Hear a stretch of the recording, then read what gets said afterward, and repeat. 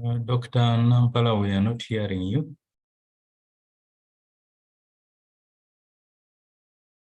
Yes, I am muted.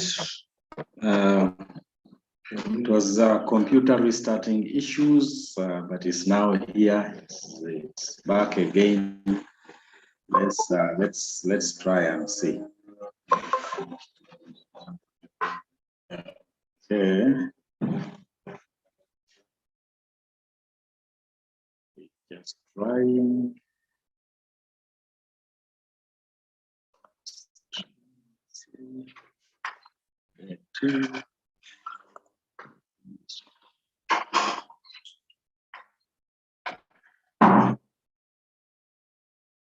Sorry for the technology, but I think we've given some few minutes for members to populate the list of attendance.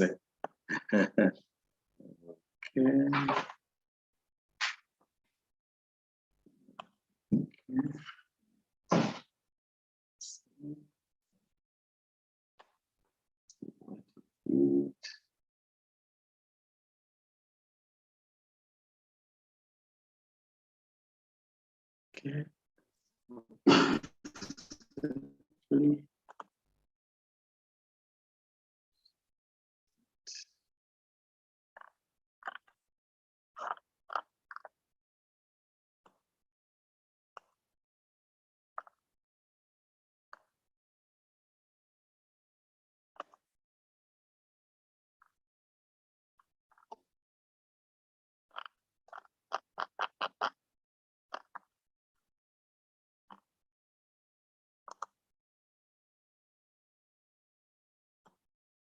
Okay.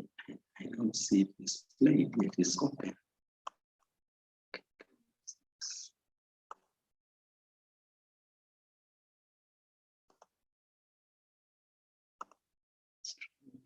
Okay, it's there now.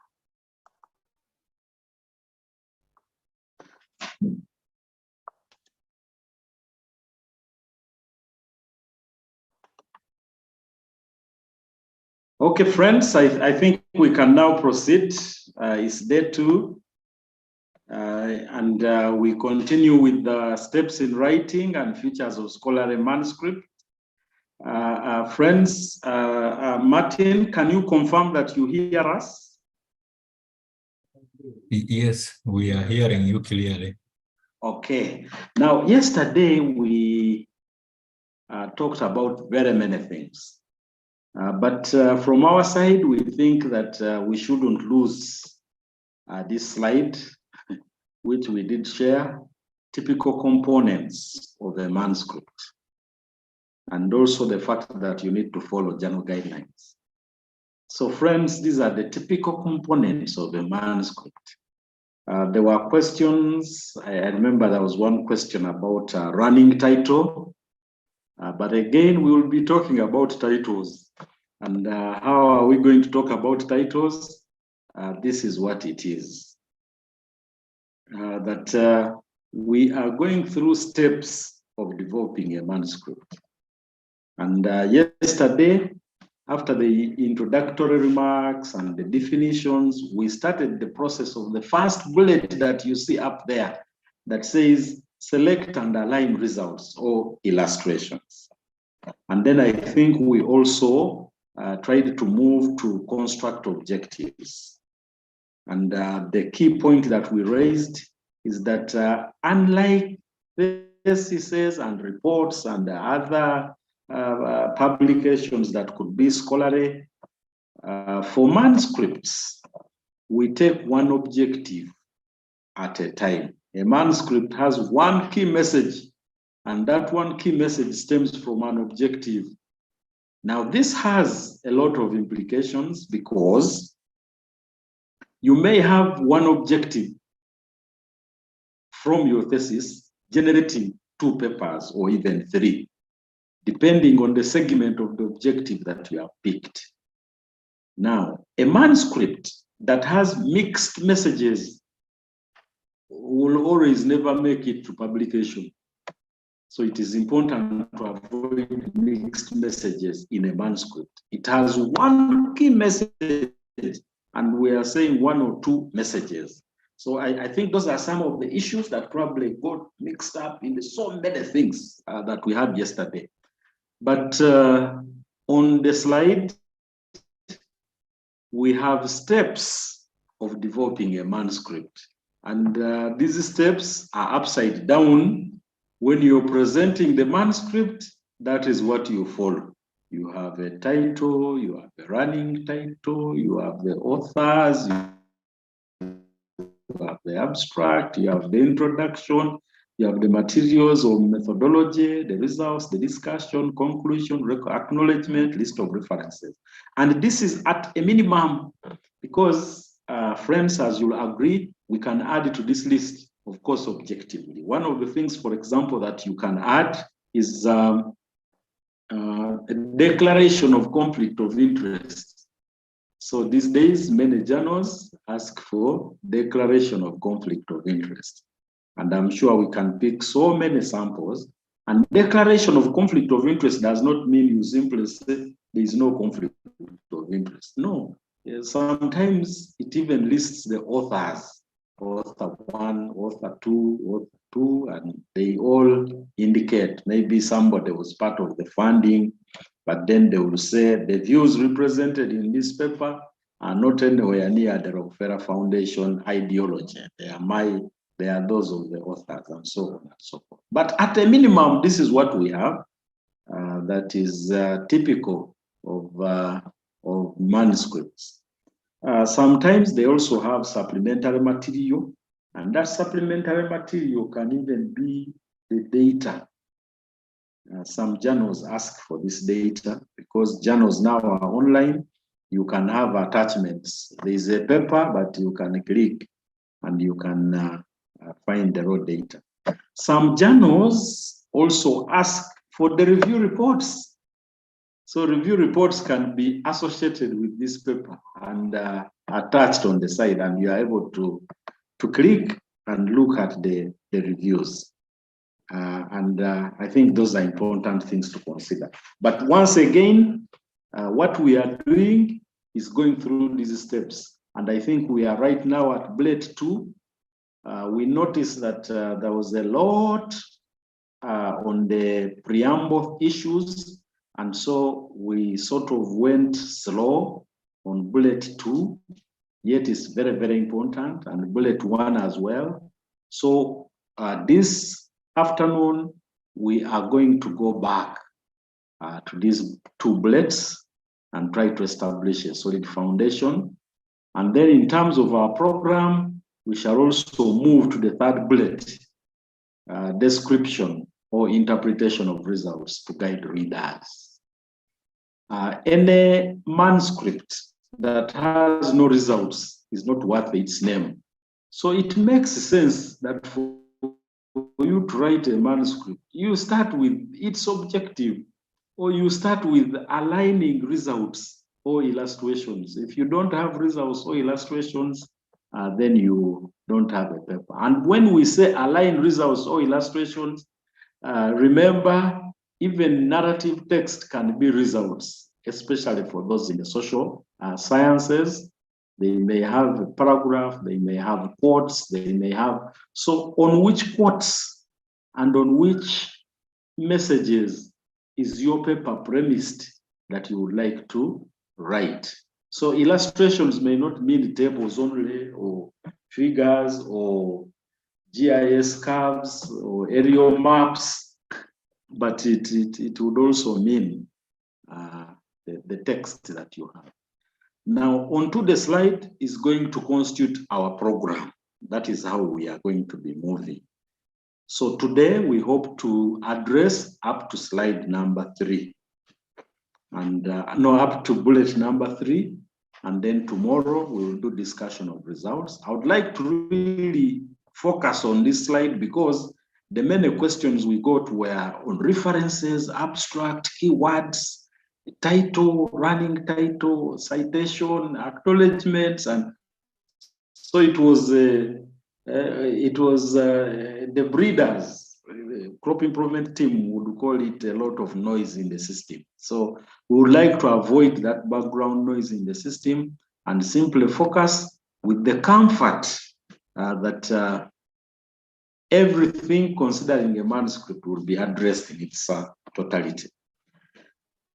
Now, we would like to get a little back as part of our starting for today and address the issue of how to start.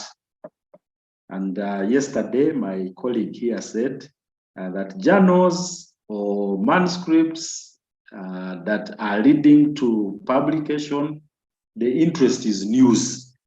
Where there is no news, then as a scientist, you are only lying to yourself. So the interest is news. And when you, and I think we had examples,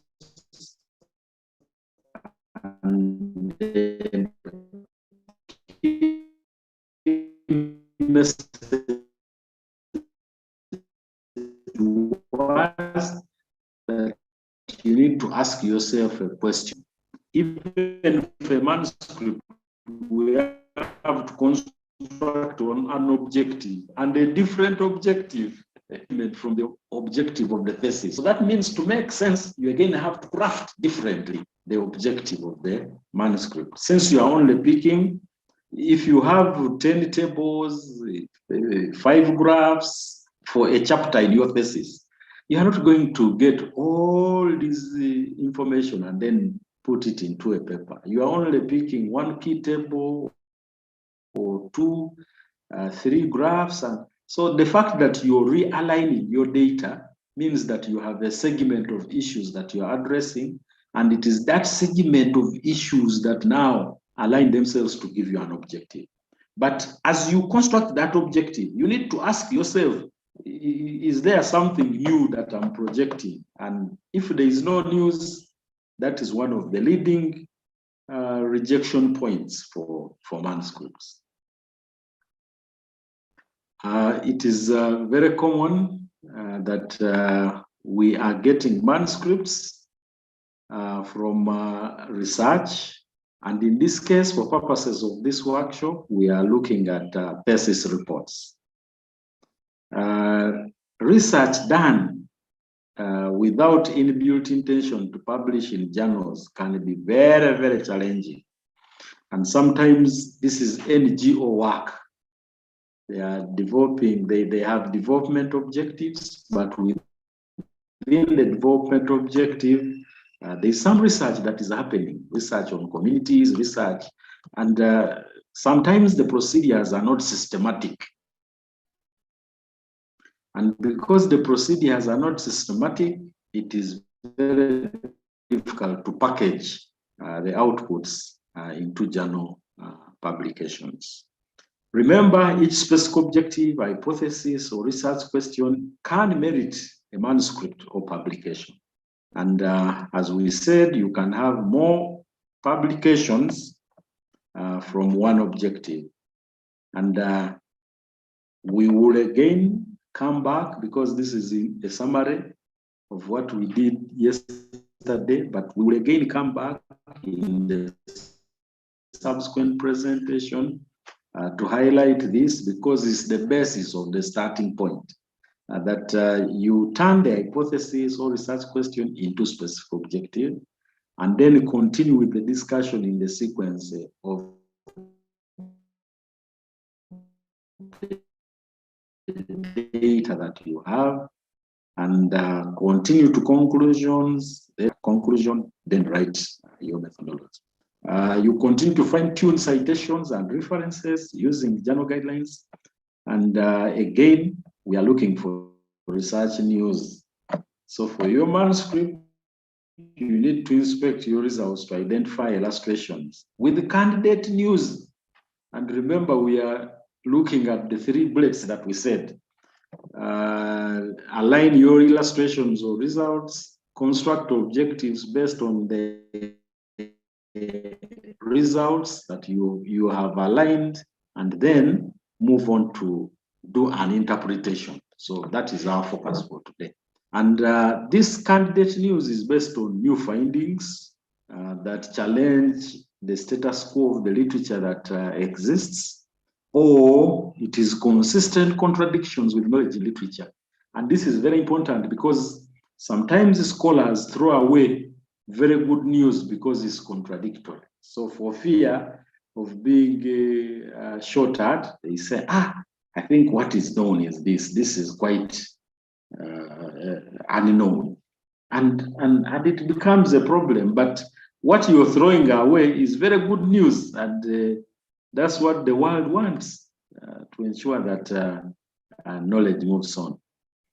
Now, we would like to very quickly highlight a few things that we call linking proposals to reports and publications. Because remember, you're starting from a proposal, you moved from your proposal to a thesis. So in a way, in terms of publications, a thesis in itself is a proposal for a publication, because it's the document from which publications can be attained. Now, we already said that publications are documents that are available to the wider public. And the list of these can be many, but we are focusing on journal manuscripts. These journal manuscripts are technical. That's why we're calling it scientific publication. And yesterday, we had some questions on proceedings that we answered. But the key point to note here is that while we are implementing research that is supported by donors, by agencies, when we come to scientific publications in journals, the donor interests are no longer binding. As it is the case in your proposal, or as it would be the case in your thesis. So we are no longer persuading donors, but we are focusing on persuading, trying to tell them that, look here, this is good. That means terminologies like project, stakeholders, beneficiaries, project management, and financing cease to be important unless when central to the study objective. So if your study objective was looking at the project management, then we are having a paper on the management of projects or something. If you're looking at financing of projects, yeah, then maybe, but the methodology will also be systematic and is financing of projects. But in this case, we are really looking at theses, and your thesis is no longer talking about how the funds came, how a research team applied to EU, and then the EU funded the project, the meetings that happened, the launch at the Prime Minister's office, and so on. Those are immaterial in terms of science. What we are looking for is the findings, the solid findings that are coming from your study. Remember, journal space is competitive, and project information is considered irrelevant. Even when it comes to acknowledgement, you have to be very succinct. You have to be very, very brief. You don't talk about project management and then CEDA supported your research, and then you start describing what CEDA is and how they are organized, and how the CEDA SARIC, how it has funded so many projects in Africa. And no.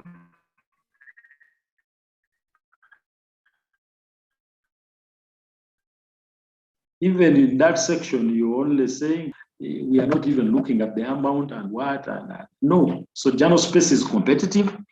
Yesterday, we talked about article processing charges, and for a long time, these article processing charges were actually known as space charges. So it's like you're paying for your article to find space in the journal.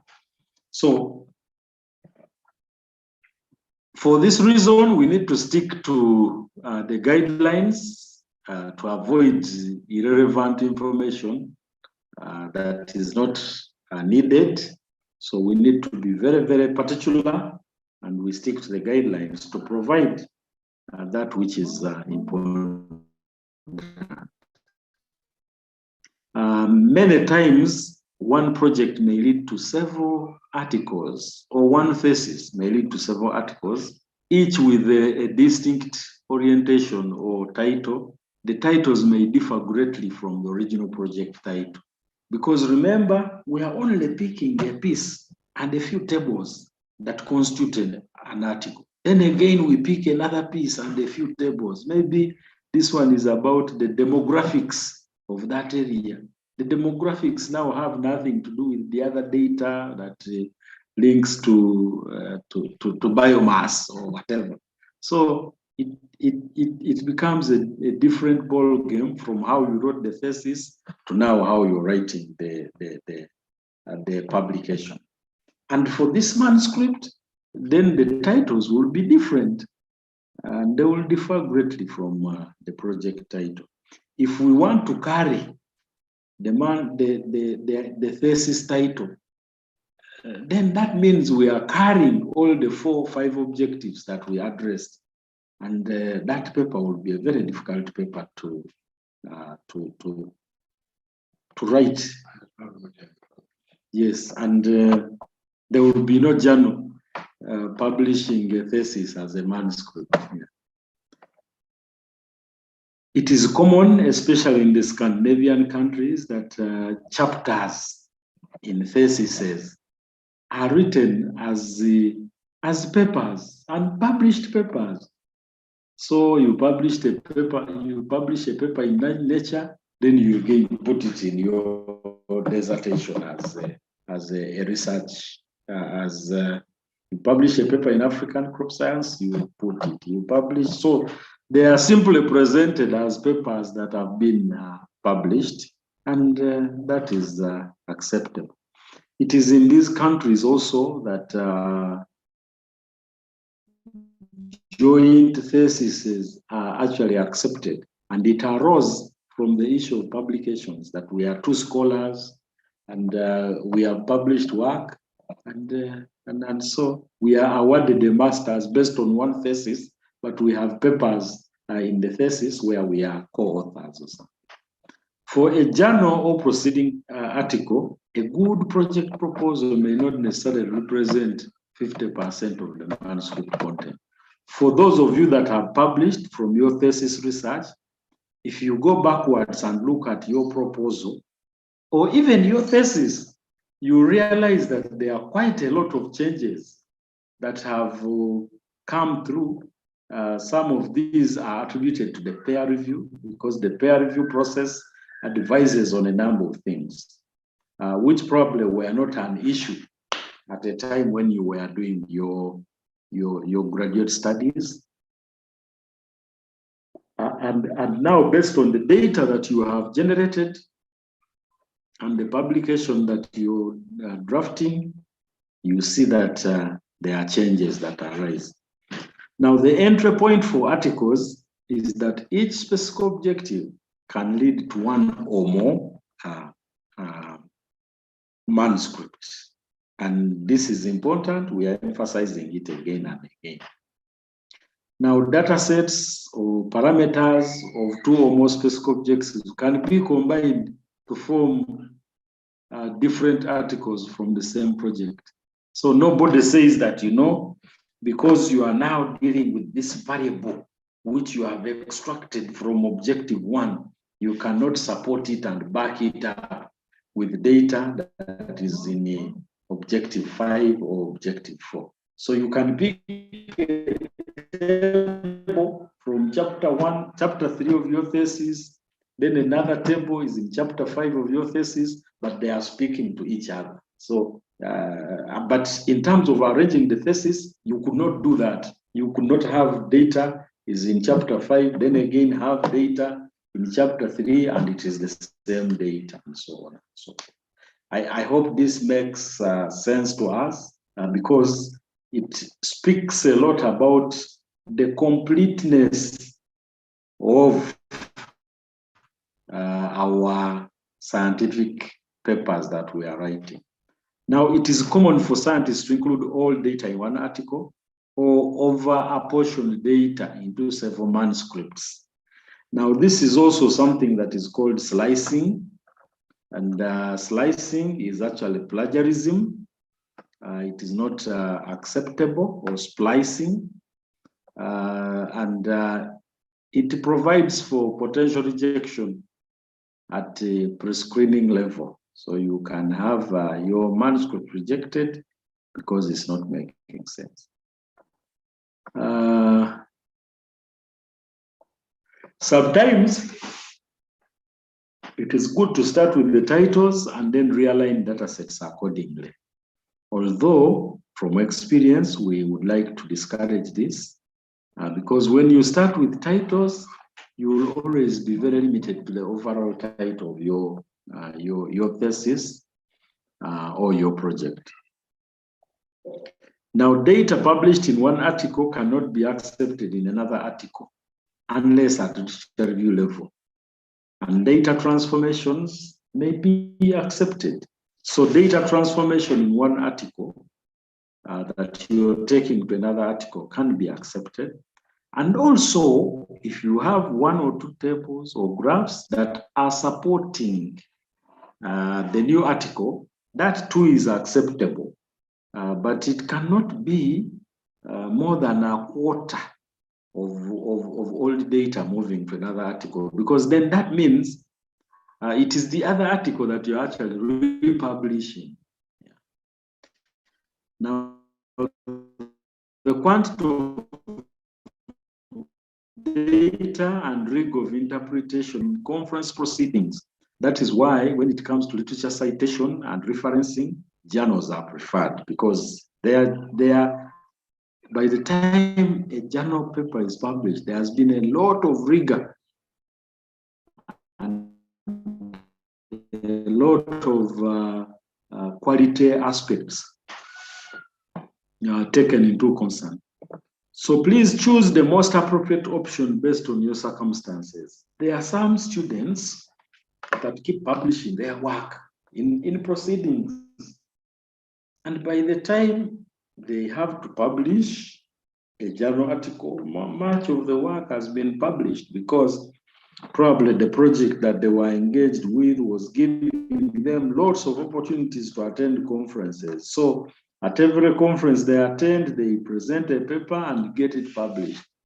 So then you have more of your research in proceedings and less of it in journals. Now that can have a lot of messages around it. The rigor of reviewing proceedings is not as intense as the rigor of reviewing journal articles. So if we don't have any publication out of your thesis that is a journal article, then it's difficult to assess the quality of your work. But if you're a scholar and you published from your thesis, then the scholarly world will always know that you did solid science. It is unacceptable to publish one article in multiple journals or proceedings. This is also plagiarism. So you can plagiarize your own work, which is not acceptable. And acceptance of an article by a journal is largely based on matters related to subject matter. So subject matter and quality is what will lead the journal to accept. These other issues of poorly written manuscript may be waived because journals have editors, they have proofreading teams, and they will help proofread your work for as long as the editor has seen that the paper has a lot of potential for great readership and promotes new science. Yeah, so the article that has these kind of challenges and is promoting new science and does not really, maybe it's on the borderline. Sometimes the editor will take the opportunity to consider it as a short communication. We also have non-technical publications, but I think we probably need to end here. We do not want to go into non-technical publications because it's not our agenda today. But this could be flyers, brochures, bulletins, policy briefs,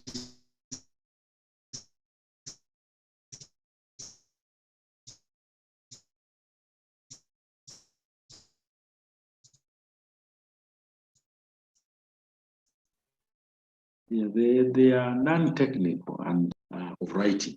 They should be language. They should be shown with relevant pictures and illustrations. Sometimes 3 pages, the policymakers will not read this. They want 1 page quick snapshot and they move on to make decision.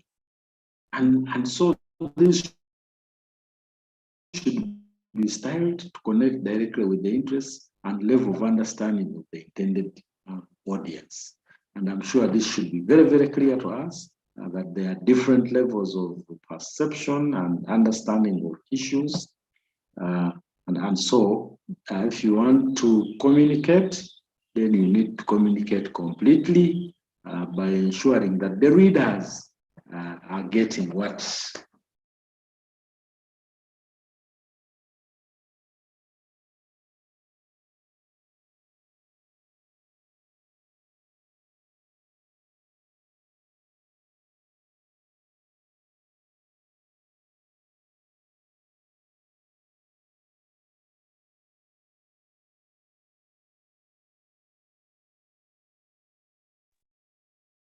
we sincerely apologize. I think where our facilitators are, power is gone off. So they will be joining us shortly. Yeah, they are here. Thank you.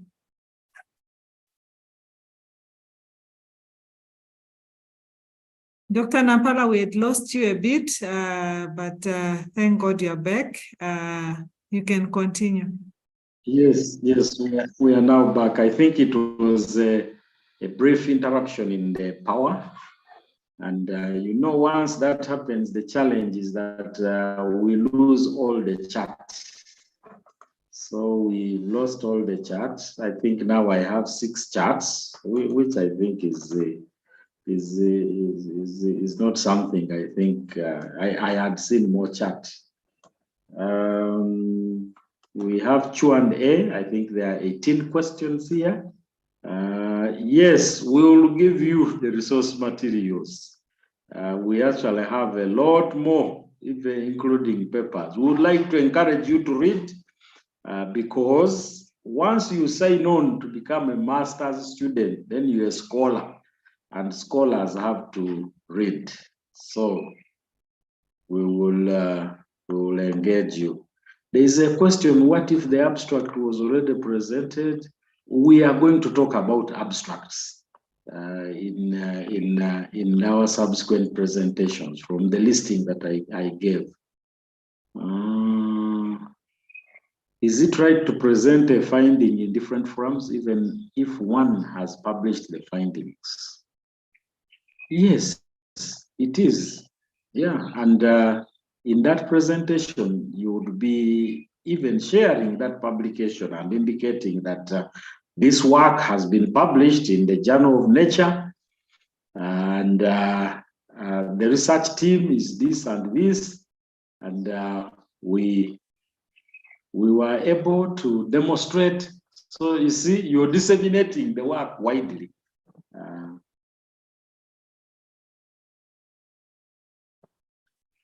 Yesterday, I was unable to follow the proceedings due to blackout in our country, Ethiopia. Yes, the link, there is a link, Forum, and the sponsors of this have generously provided for recordings, and there is nothing like I missed. You can follow the link and listen to the proceedings of the interactions throughout the engagement. Please talk about publishing results that do not show significant difference. Is it recommended? On the slide that I showed, we said we are moving step by step. So we are going to talk about, now we're moving to interpretation of results. And that's what we're going to address. Each person can read to an article. Can you be penalized for slicing? Yes, you can be penalized for slicing. And the biggest penalty for slicing is that your paper may not be published. But for those of you that don't know slicing, I think that's what I said. Slicing is when you split hairs of an objective and the things are not making sense, but you're still choosing to publish this article. This one is on this. We will go through a step by step in the next presentation that will try to make sense to you to avoid slicing. Yeah, and we have some publications on slicing that we'll share with you. Okay, is it right to present findings? I think we answered that one. Maybe we need to now mount the second presentation. Humbly requesting for a link of yesterday's presentation. I think our forum is going to share this. They've already shared the link for registration. From a thesis, can one publish a review based on this research review? Yes, yes, you can publish a review article from a thesis. Time permitting, we will also present to you some strategies on how to write a review article. Prof, how many publications is it possible from one PhD dissertation at local or international journals? Now, this depends. Some theses have a lot of news. So it depends on the news that you're fetching from each of your objectives. It depends on the variables. It depends on the nature of the objective and how the authors can style themselves to actually be able to observe and pick out this news. So it's very, very possible. Yeah. Okay. I think I've answered there were about 12 questions. I think when the system timed out, we lost some of the questions. We will try to listen in to the link and pick up the questions and probably go up with them in the recap tomorrow. Yeah. But for now, we continue to the next presentation.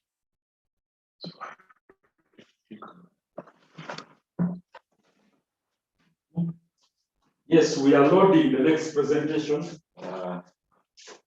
which is going to focus largely on. We start with yesterday.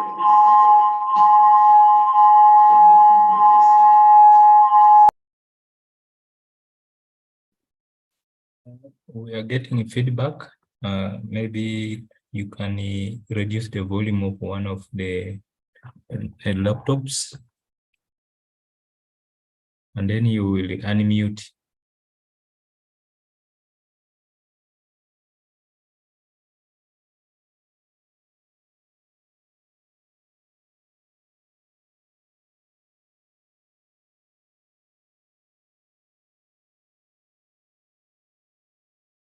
Paul, you can now unmute because I muted you due to the echo.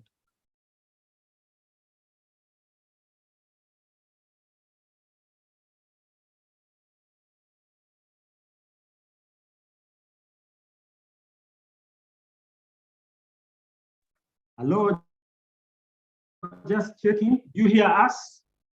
Yes. Yes, yes. Okay, okay. Now, what we would like to do, we had a presentation yesterday.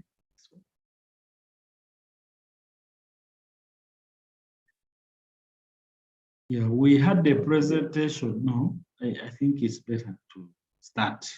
Yeah, yeah. We had a presentation yesterday that we called Getting Started. And we think that is a very important presentation. And as part of our recap and engagement, we would like to go through it again, such that we have everybody on schedule, and then we can complete the process before we move to interpreting. Okay, this is J.S. Tenya presenting. We are now moving from the thesis to writing a manuscript. And we said that we need to have some assumptions for the author to be able to write a good manuscript. We are making some assumptions that a well-designed and science-premised study was conducted to address a significant problem using the best bet materials. You remember when we talked about the proposal, we ended at going to the field to collect results. So you went to the field, collected the results, analyzed them, and maybe mounted tables, figures, and whatever, and that's what you have now. So the assumption, the first assumption is that the study you did was well designed and science, based on science and good science,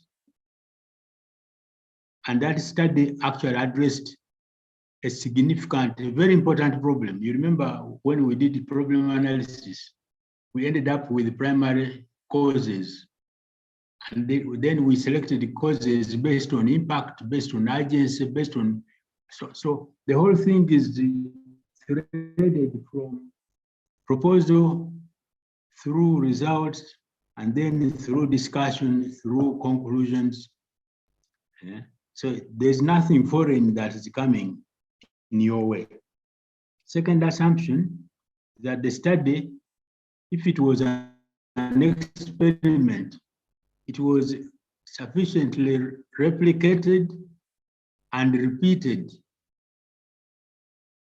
to satisfy your profession and to satisfy the needs for statistics that is required for processing your data. The third is that data were collected using professional procedures in the sequence outlined in a well thought out research proposal. So the proposal you used must have been the best bet, okay? And well sequenced. The collection of data was well sequenced, not random. I mean, random in a sense that you collected data at germination, then collected data at harvesting, then remembered to, maybe in the second season, you collected another type of data, then no, because what we are going to follow is a story. A story normally flows through the sequence of events, okay? Also that the author or authors possess the minimum knowledge of either statistics or any other tools used for analysis in their field, and also to handle the outputs of the analysis.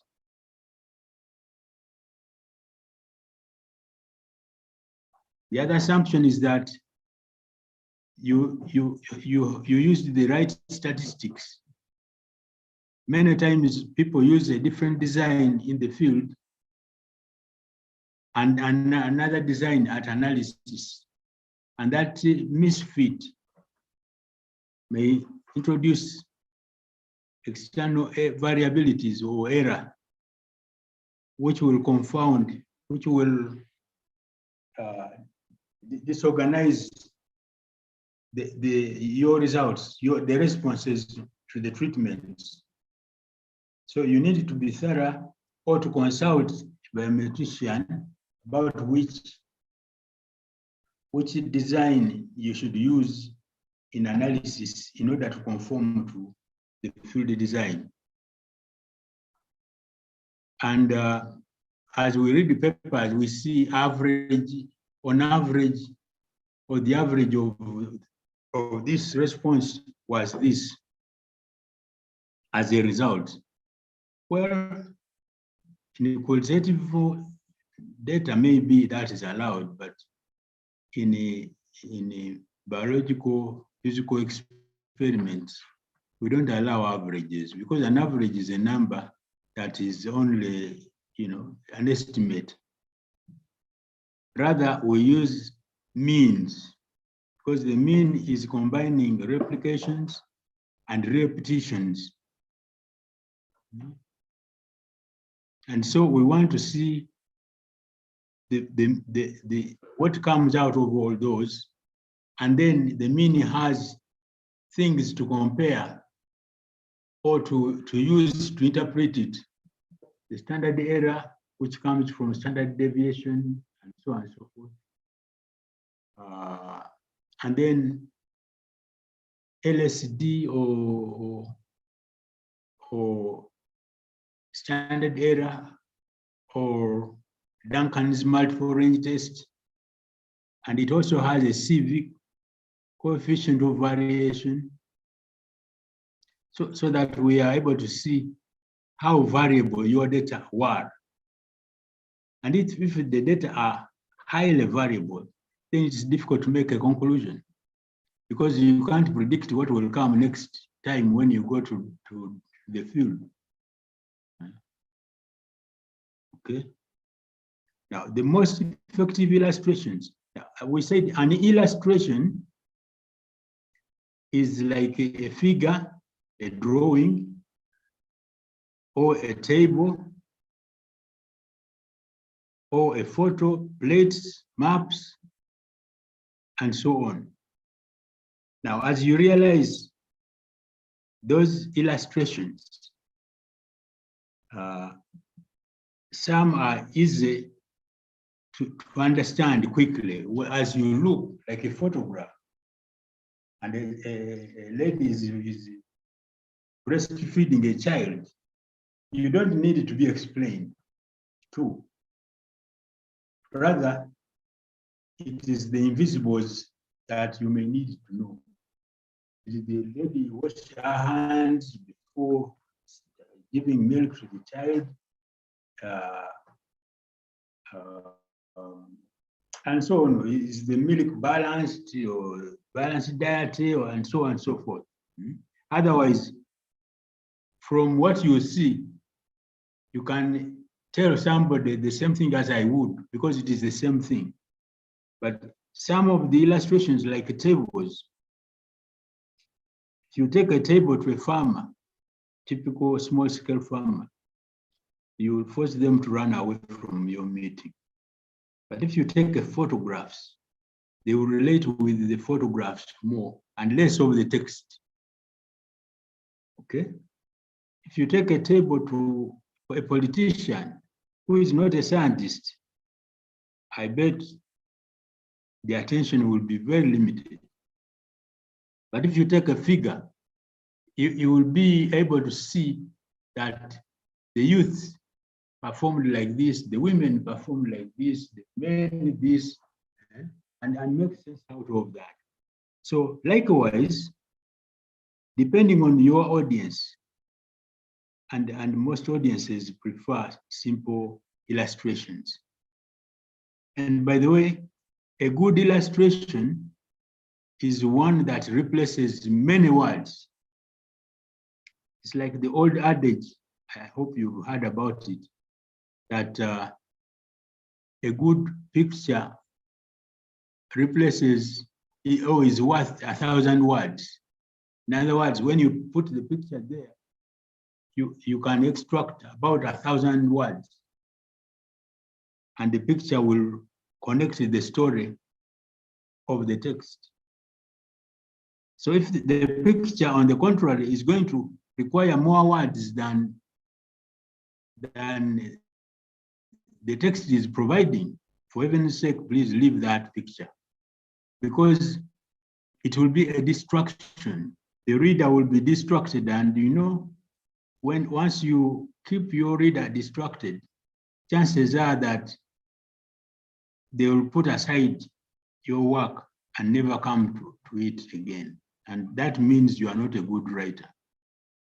Because in writing a manuscript, you are not demonstrating how much English or vocabulary you know. Actually, people who don't know English use the vocabulary which does not add up. Because you are going to expose the reader to going to the dictionary all the time to find out the meaning, no? So likewise, the illustrations must be simple and directly relevant, not remotely, because some people are trained using certain software, certain illustrations, and those are the same things they want to continue using over and over, even when the messages they are working on are about something different. Okay, we went through this slightly yesterday. So now you are supposed to start, okay? And we said there are two ways. One, if you have research news, you're going to approach writing in a different way, because that means you have looked at the illustrations, the tables you have, and one of the keywords in the objective, one of the keywords is the one carrying the news. So if like I said, if the objective is talking about improve agronomic effectiveness and economic value of sorghum legume intercropping in Kenya, and then you find news only in the agronomic effectiveness and not in economic value. So you write an article on agronomic effectiveness, and within agronomic effectiveness, you might have looked at soil issues, at plant spacing, harvest index, and so on and so forth. So again, you look through those things that comprise of agronomic effective and see where exactly the news is in the data. And you take that, okay? So take that, and then next, I think it is best to line up the illustrations that actually have news, or the illustrations that are linked directly or indirectly with what you have chosen. In other words, you are looking at results and picking the results that have the news, but the illustrations must be interrelated. Supposing you have some news in agronomic effectiveness and some news in economic value. No, you don't pick from economic value and bring to agronomic effectiveness. The point here is also that the journal you are going to publish in will control how you write. For example, there are very few journals, if they are, that will publish agronomy and economics. And I don't think they will have a lot of readers. So there are journals on agriculture economics and journals on agronomy, specifically for agronomy and then for. So the journal where you are going to publish will also determine the contents of your manuscript. And you have to write to satisfy the journal's interest. Okay? So you line up, I think it might be, yeah, select illustrations, That's tables and that can be aligned behind the selected theme. The selected theme is like the agronomic effectiveness. Okay. Yeah, after that, then you can think of an objective. Turn the segment or theme into an objective. That is, turn, in other words, that objective which has improved agronomic effectiveness and economic value. Now, it's best you take away the and the next theme so that agronomic effectiveness stands alone in that objective. And then if you want to write another, it will be improved economic value in sorghum legume intercropping in Kenya. Okay, so those will be 2 articles pointing at different journals. Okay, and each article will carry, we call it one publishable message. One publishable message. For example, agronomic value, we might take soil fertility. Maybe there was soil fertility in the treatment. And that's where the results are making a lot of sense for publication. So when we write, we've just followed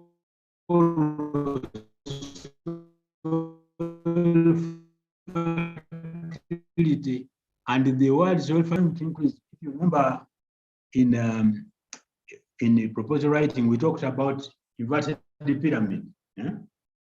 So soil fertility will increase and so that is primarily the soil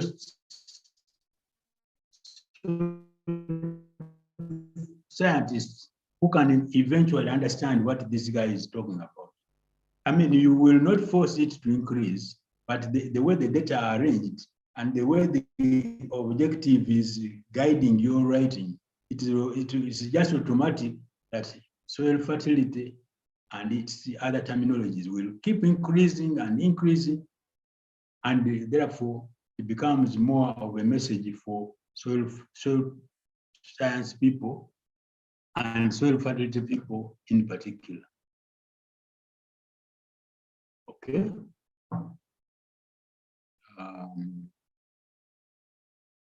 Now, after getting the objective and the tables are aligned, then already the story is building up in your mind to report about what you are seeing in the results. So it is you now to build up a story that should be communicated to these people to appreciate the kind of news you have discovered in your research, your study.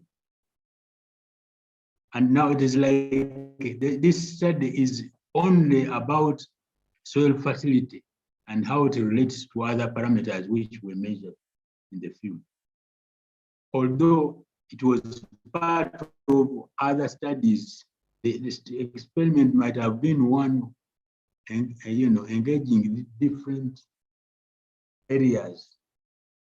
But now we are stripping out only soil fertility because that's where the news is. And it's illustrations, and then we are writing a story in the form of the structure of an article, which you remember yesterday we listed the structure. We will have to come out with a draft that is answering to each of those components of the paper. Okay, and this is where the writing style measures. I mean, it tells you if you are very flexible with writing style, your paper is going to be as much of that skill as possible. If you don't have the style, it's also another problem. And the style relates to the amount of vocabulary you have.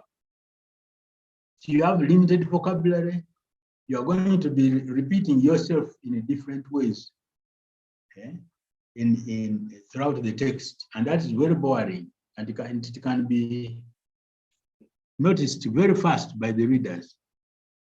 So how do you increase your vocabulary? By reading a lot. Not reading anything, but reading papers in your field. You read and read a lot, and as you read, you'll get different styles. And in the end, you'll have a hybrid of styles from which to source every time you are writing. Okay? So then, after lining up your illustrations, we advise that you start writing the results. And we are going to see that very soon. Start writing the results. Now, results are the tables from analysis, or the means from analysis, mounted either in tables or figures or charts or drawings or photographs, maps, GIS, whatever, histograms. So when you analyze, after analyzing the data, you mount all those possible things first, and then select what is most fitted for a given article. Select for simplicity of interpretation, select for consistency of results, not having what are those outliers, and select for strength of significance or presence of significance. There's no significance. The data are not significantly different. Most unlikely that should be taken away. But in many cases, when you take away what is not significant, you may remain with nothing. So tactfully, you can have a table with one column significant, another column not significant. So this significant column enables you to include the other columns that are not significant, so that you demonstrate how much work you did. Because otherwise, if you are going to have one column, then it will be like this is a very simple preliminary study that requires repetition. Okay, so as I repeat, results are the numbers in the tables, figures, and so on, analyzed, and we can see from a table right away that this table is of raw data. If you did it 3 seasons and you are presenting data as season, and season was not a factor in your treatment, then what you are presenting is raw data as season, and we don't want that. The reason why you repeated seasons is not because season is a treatment. Rather, it was to increase the strength of your means. If you did 1 season, probably if you had 6 treatments, you'll have 6 means, 60 values of your maybe yield and insects and If you do a 2nd season, that is going to make them, oh no, let me repeat. If you did 1 season, 6 treatments, 3 means, 3 reps per treatment, so 3 times 8 times 6 is 18, okay? So when you collect the data, and I mean, for 1 season, you are not going to analyze because you have no degree of freedom. You can't analyze. Or maybe you can analyze, yeah, can analyze, but still that's like raw data. But when you do a 2nd season, you had 18 in the first season. Second season, you'll have 36 data points. And then if you do a third season, you'll have 48. And now, if you analyze behind each mean, you are going to have 16, because you have 3 reps and you have, well, so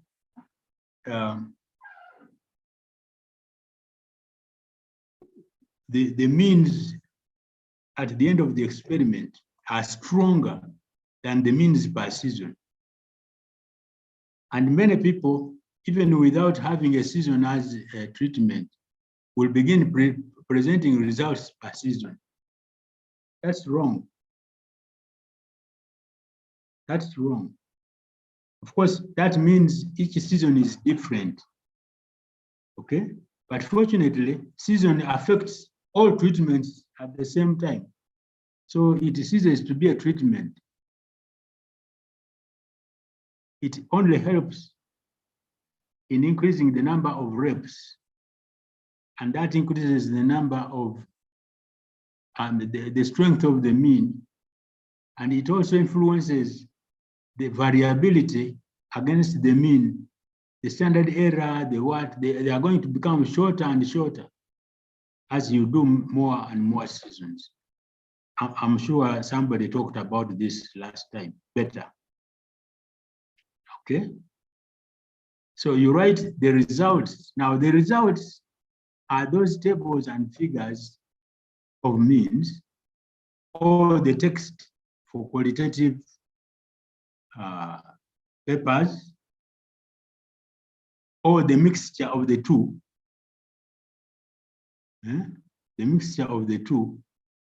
And indeed, it will be a mixture of the two, because once you have a table and you present it, the reader may be tempted to interpret it differently from what you intended the table to serve as. So it is you to make the table speak what you want to speak the reader.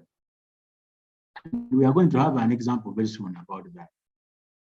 Okay, so that text, which is normally written around the figure, is called the data interpretation.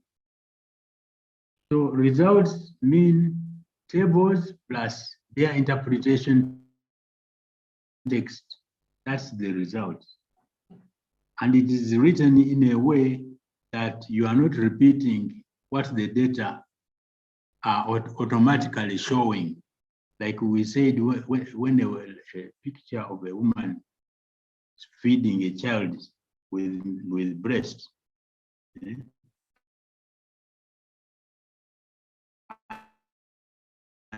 And then now in the interpretation, if you say the woman was feeding a child with breast milk, she was seated on a chair. I mean, that's what, but if she's sitting on a chair, has implications on the feeding of a child, then you are preparing yourself to this in the discussion. You are now going to pick up this.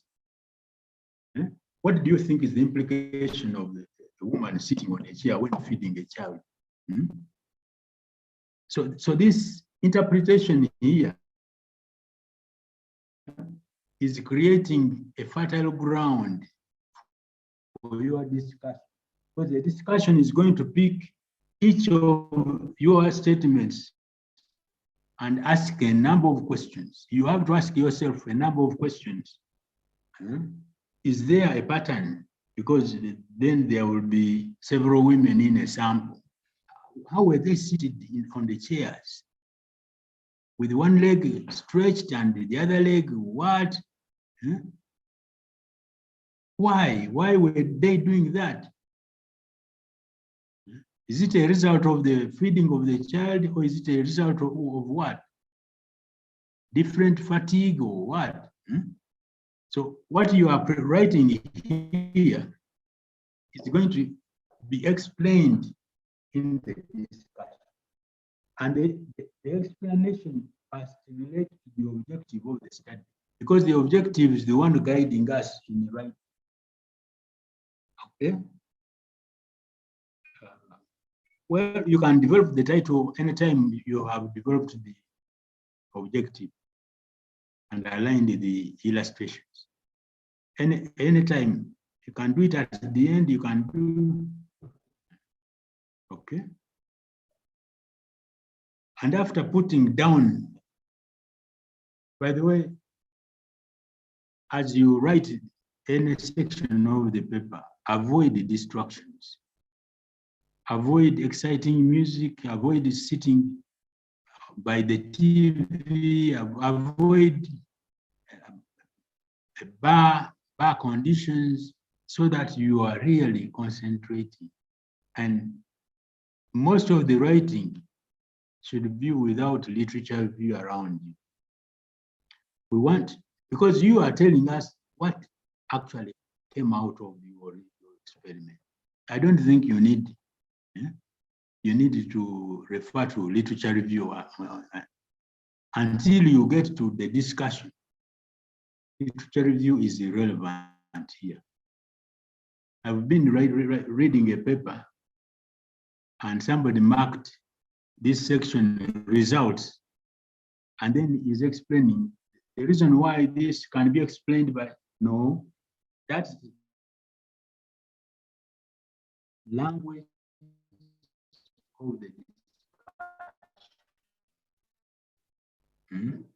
And then when he just, then I was wondering, because our journal allows for results and discussion. So if this guy is mixed up in the two, he could just present them results and discussion. Although results and discussion section is tricky because the brain always avoids explaining. So you find that most of the time you are presenting what you observe, but you are not explaining the science behind what you observe. And so what vis-a-vis the objective? Okay. And how does it relate to existing literature? That's where you now want to cite. Okay. Can we draw a sub-conclusion from this? Yes or no? If yes, then what can we draw? Is there any future research required to further this phenomenon? Yes or no? So you take a parameter like a grain yield, which was presented in the results, and you go line by line and ask yourself those questions. And you continue like that, continue like that, continue like that. But you should also remember that you are being guided by the objective of the study, so that you don't stray away objective of the paper, so that you don't stray away too far and get lost. Okay. Then after you have developed the first draft, some people call it zero draft. You cannot edit yourself, especially if you have just finished the draft. Give it to your colleague in the office.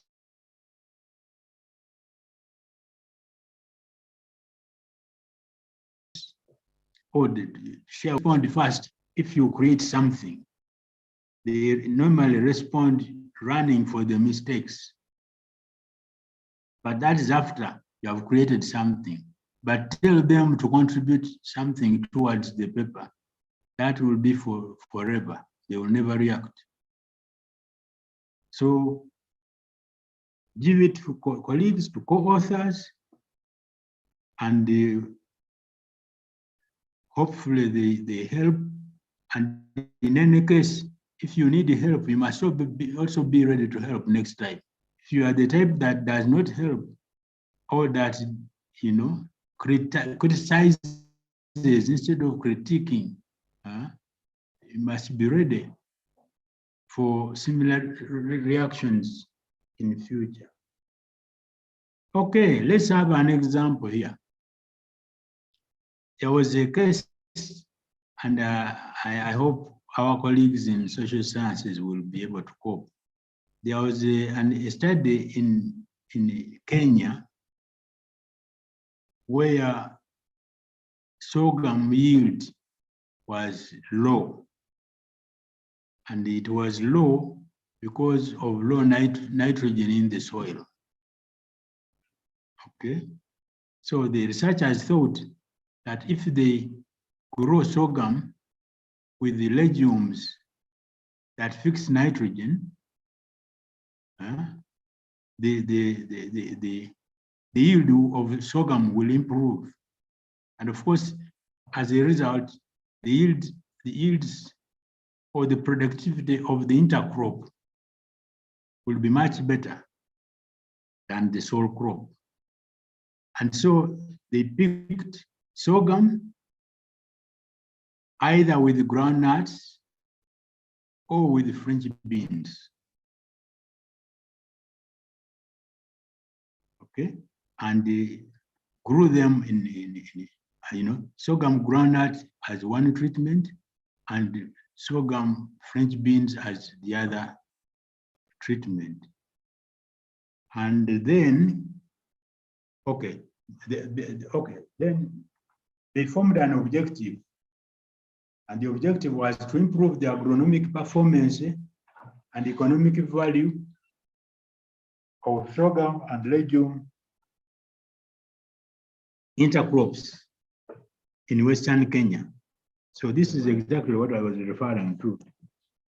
Remember, improve the agronomic performance and economic value of sorghum legume intercrops in Western Kenya.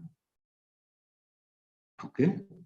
Now, this was a project which was research for development.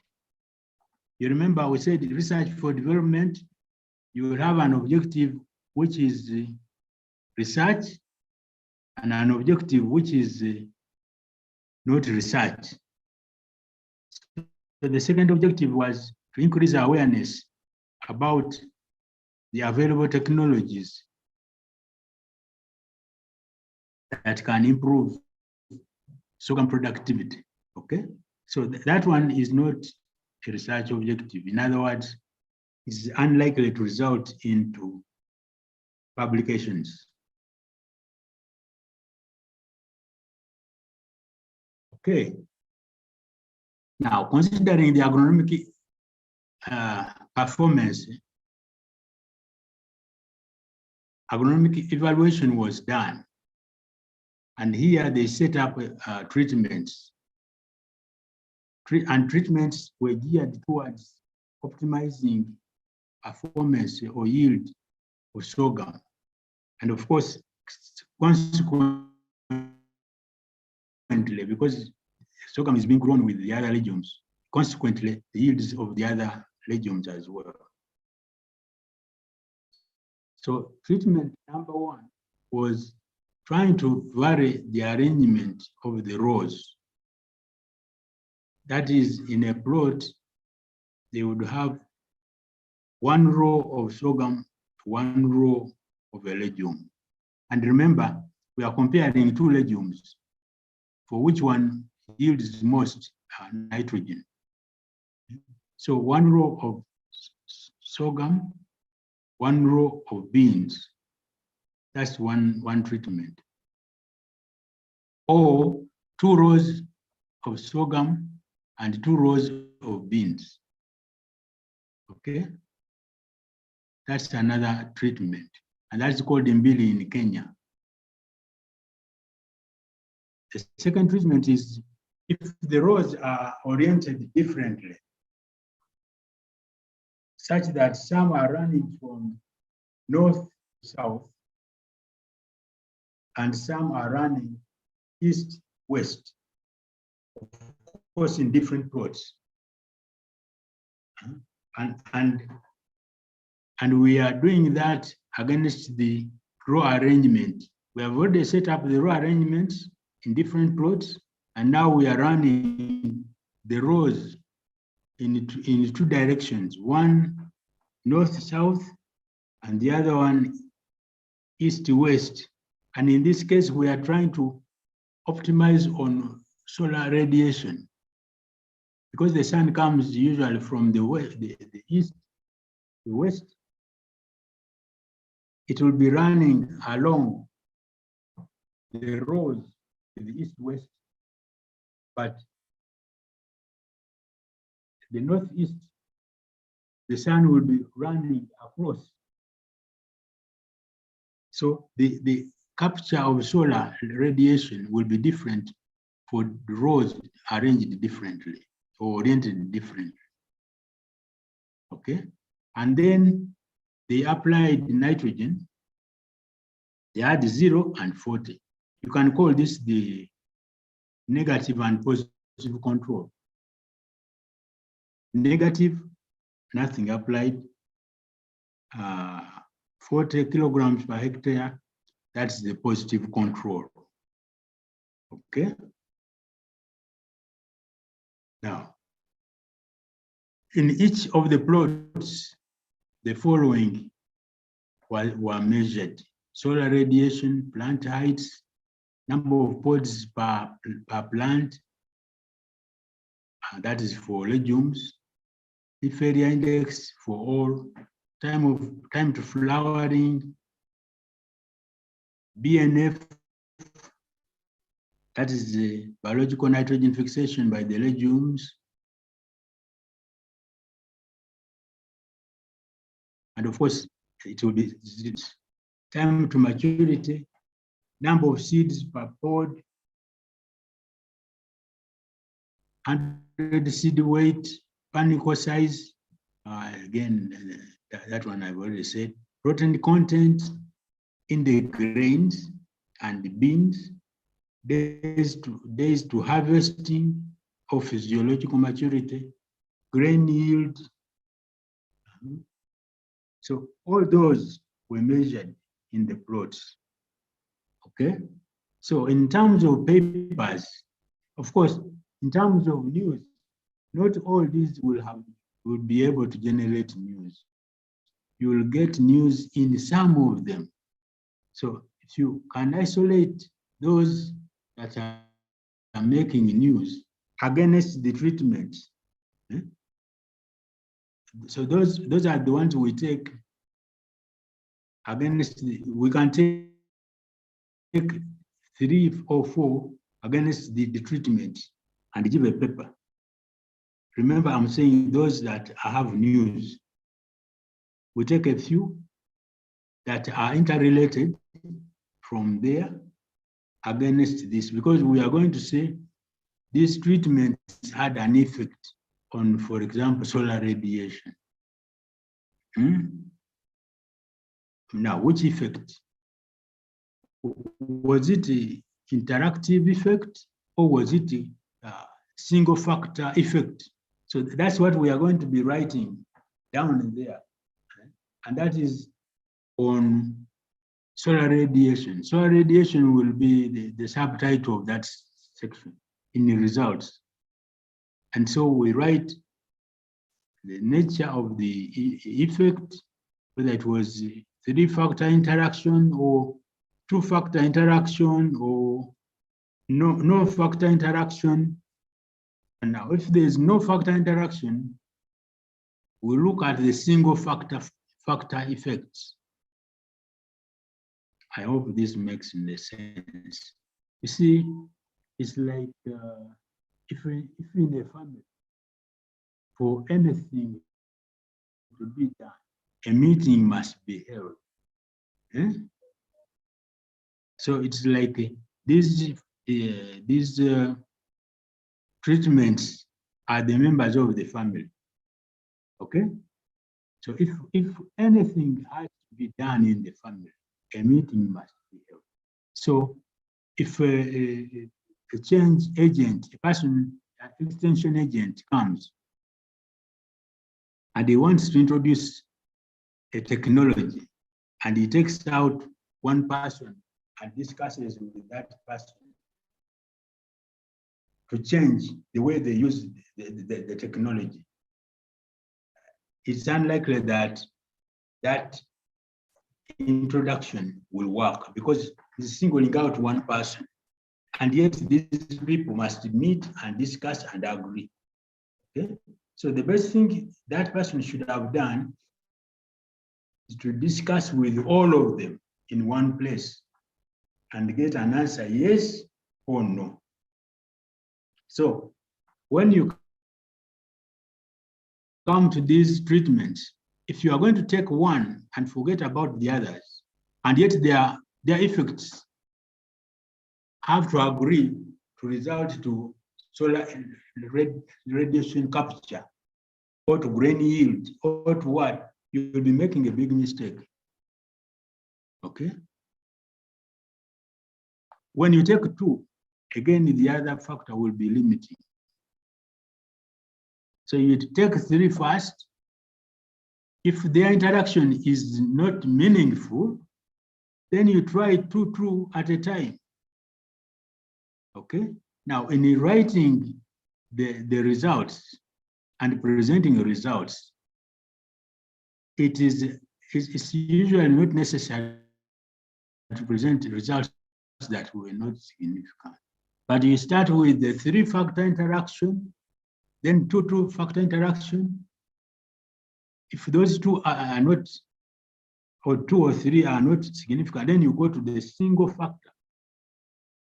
That means if the family doesn't have to meet anyway, then you go to one member of the family and the change will take place. Sometimes you probably have to isolate the senior person, the person respected most, maybe the head of the house, and all will be okay.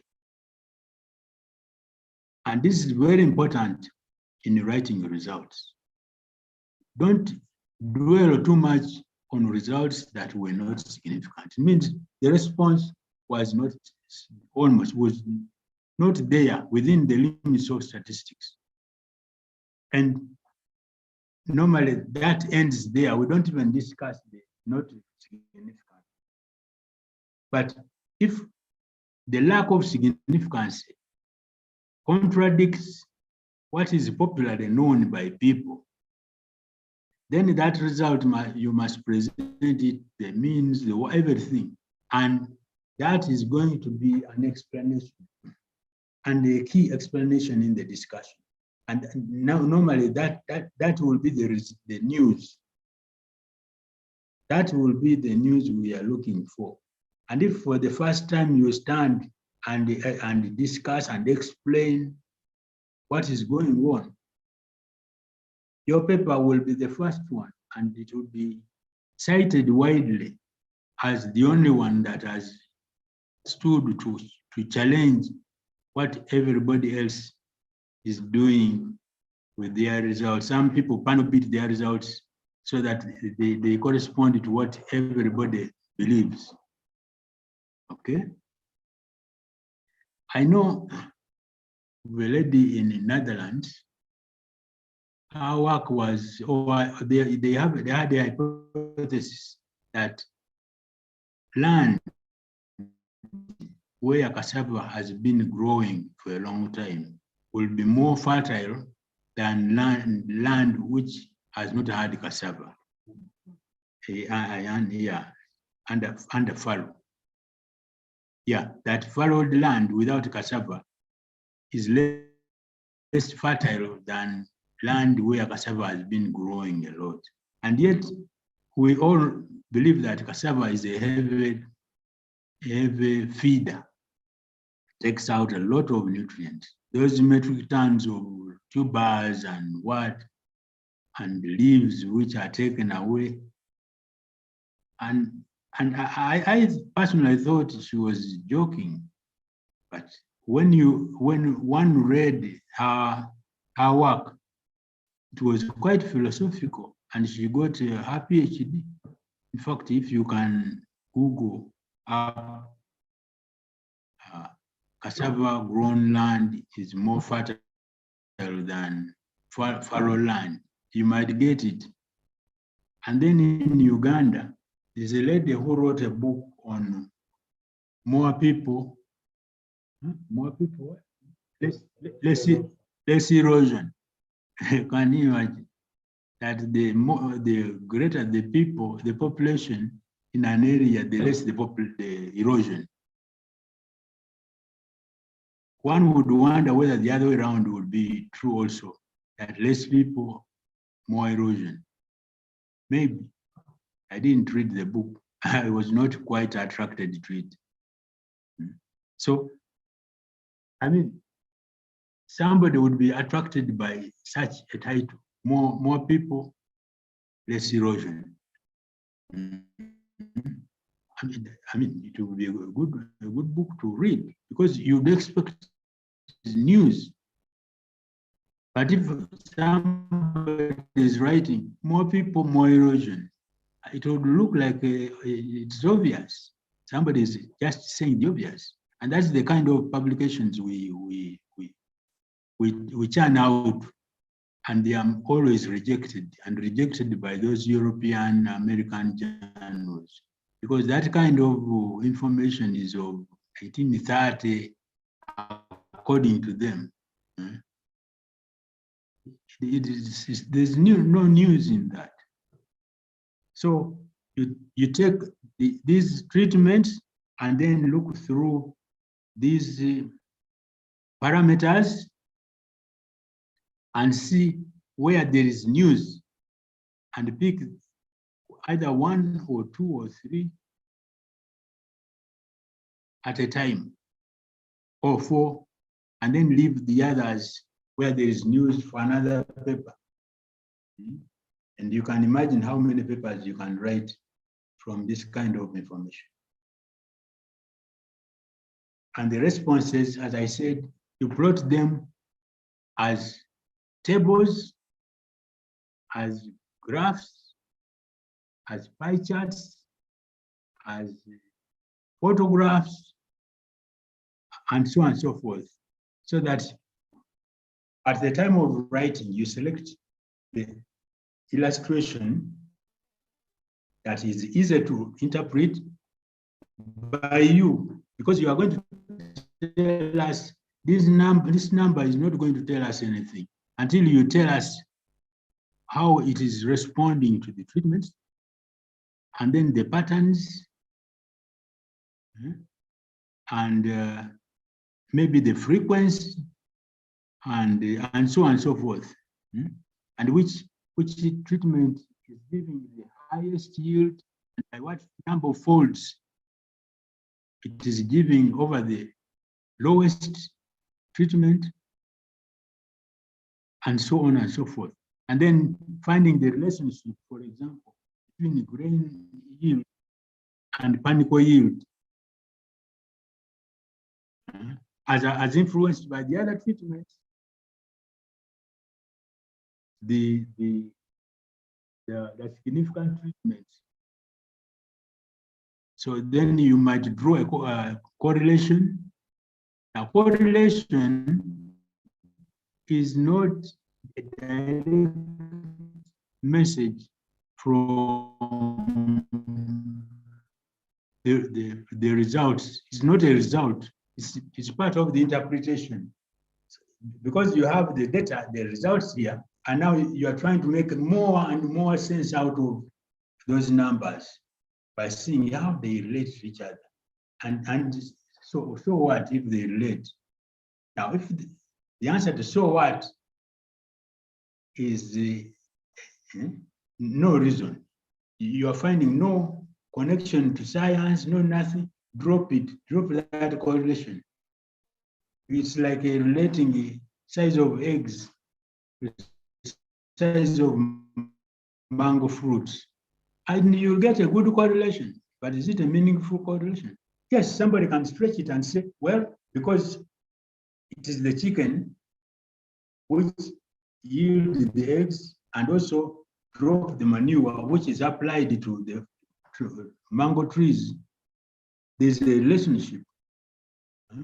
the more the chicken waste feeds, the smaller the eggs, and the more the richer the manure will be. And so when mangoes, they will do much better. So there's a negative correlation. Try to derive sense out of a correlation. If there is no sense, drop it. And the sense must be relating to the objective of the article. It could be, there could be sense, but not quite connected. And that sense is going to be stretched as you write to see whether we can come out with a conclusion. So what if they are related? And the conclusion is going to end up in a recommendation to the farmer who is growing mangoes and looking after chicks. If you want to grow more mangoes, supply richer poultry manure. Now, richer does not necessarily mean that you will be denying the eggs. Rather, you can look for the richer poultry manure from elsewhere, because you have now established that there's a connection between richer poultry manure and size of mango. Okay.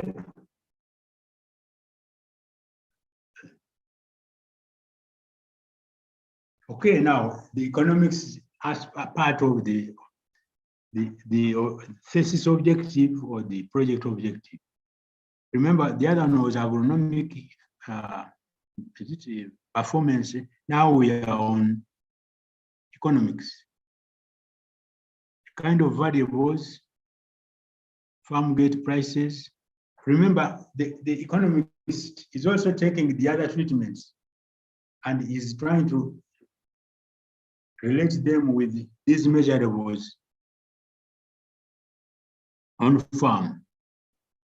So one of the measurable will be farm gate prices, and then variable input costs.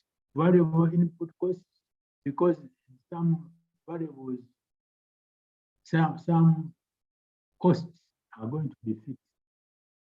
For example, the cost of land, the cost of hose, if you are using them over and over all the seasons.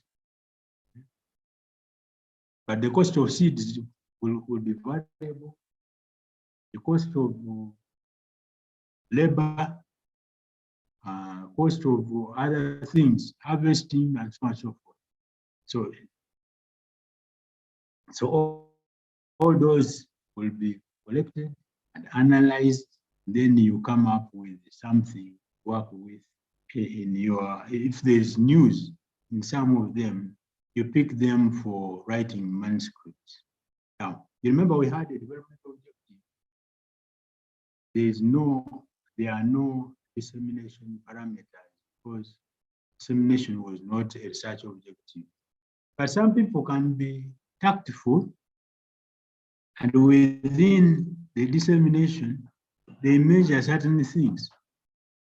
They measure, analyze, and come up with some publishable papers. Okay.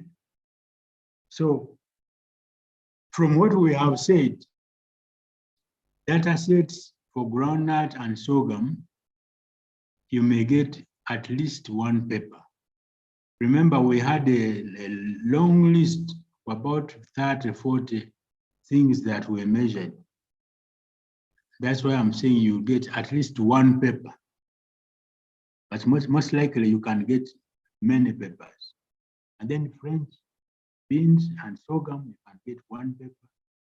Then economics, sorghum,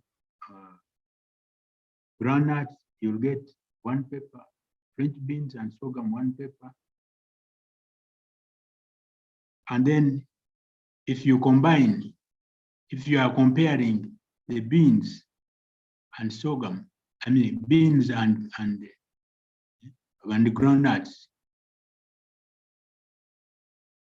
or if you are comparing the performance of common bean and sorghum and French bean and sorghum, you can get another paper. That's more of a compound.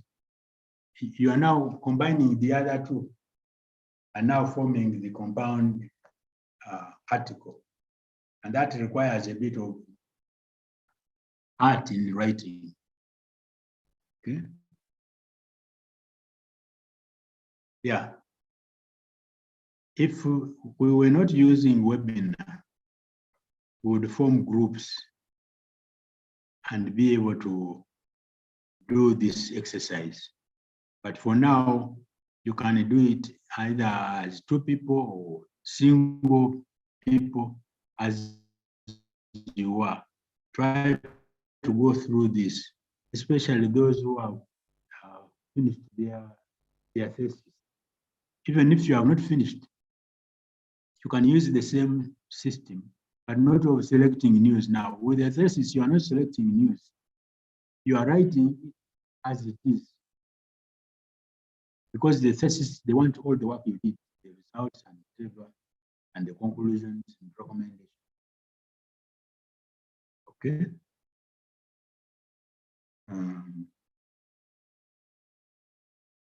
Yeah. So this presentation ends here. Maybe we can take some few questions. I know it must, in the afternoon, it must have been after lunch. I hope some people are not dozing. Are we together? Yeah, the number of questions which are in the Q&A, I don't know whether you want to respond to those or you want people to ask directly. Okay. There are also some questions from YouTube. Because I think the time will be hello? Yeah, we are not hearing you clearly. Let me do it and then you can respond. We can't hear you. No, it's okay. Let me read and then we try to respond. Okay, okay.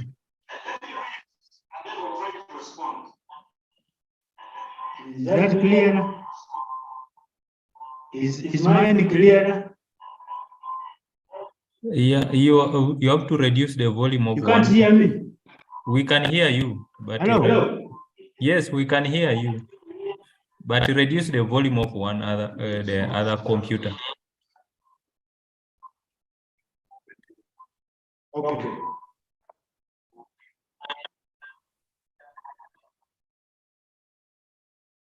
Hello, let's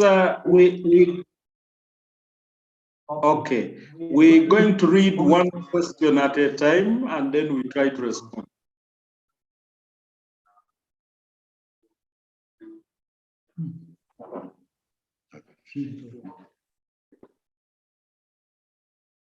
Okay, this is the challenge of technology. For us, we hear you right and clear. I hope now you can hear us. Yes, it's very clear now. Hello? Yes, it is clear. Go ahead. I think there is a network challenge. Hello? Yes. Okay. Go ahead. Go ahead. I think there are many interesting questions in the platform. Some of the questions demonstrate the fact. Some of the questions from our perspective demonstrate the fact that we have a lot of mixed up concepts. For example, there is a question here that says, what is the difference between publication, concept notes, and scoping study? Hello? Hello? Yes, go ahead. We can hear you clearly. Hello? Go ahead. Go ahead, Paul.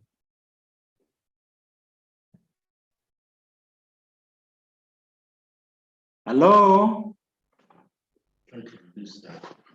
Go ahead. Hello. Go ahead, Paul. We can hear you. Okay. Yeah.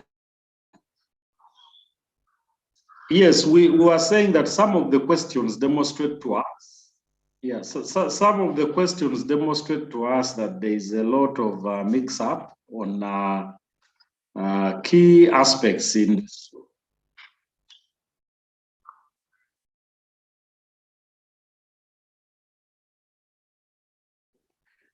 Okay, yes, I am going ahead. I am here. We are here. We are saying that some of the questions, grounding ourselves in scholarly practices and scholarly writing, because some of the questions are a mix-up of many concepts or many aspects in the scholarly journey. James McLean says, what is the difference between publications, concept notes, and scooping study? Now, simply put, a scooping study is a method of study where you are generating data over something that is unknown, and you probably want to develop a proposal. So you do a scooping, they call it a scooping study, and then you obtain information for what you want to write. A publication is a scholarly piece of work. As we said yesterday, that it is located in the public. That's why it is called publicly located. Well, a concept note is an idea about something. An idea. Yeah, it's Not supported by literature. Yes, yeah, not really supported, but something you're thinking about. But now we are talking about scholarly publications. We are not talking about ideas. Yeah, you can have an opinion piece as a write-up, and it can be published. You even have journals. The veterinary journal of opinions, or veterinary opinions, is a very powerful journal. Yeah, so I hope we are not mixing up issues. Concept notes, publications, scooping study. Publications are, in terms of journals, these are scholarly articles. Can you publish an article when you are not associated with any institution? Absolutely, you can. You are out of school and not employed. Yes, you can. The readers and science is looking for knowledge, not looking for I'm Dr. So-and-so, I'm Professor so-and-so from this university or from this research institute. No, the world is hungry for knowledge. And yes, maybe this question is coming because we normally put address.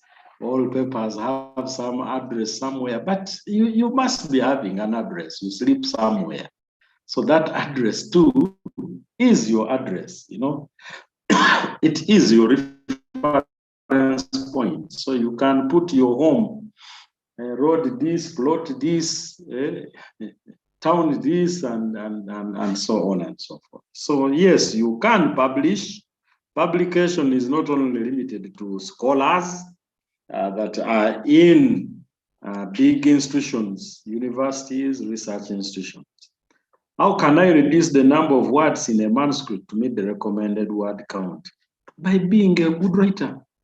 Remember, we said there is no way good writers are good readers. So when you read a lot, you style your writing, and you become a perfectioned writer.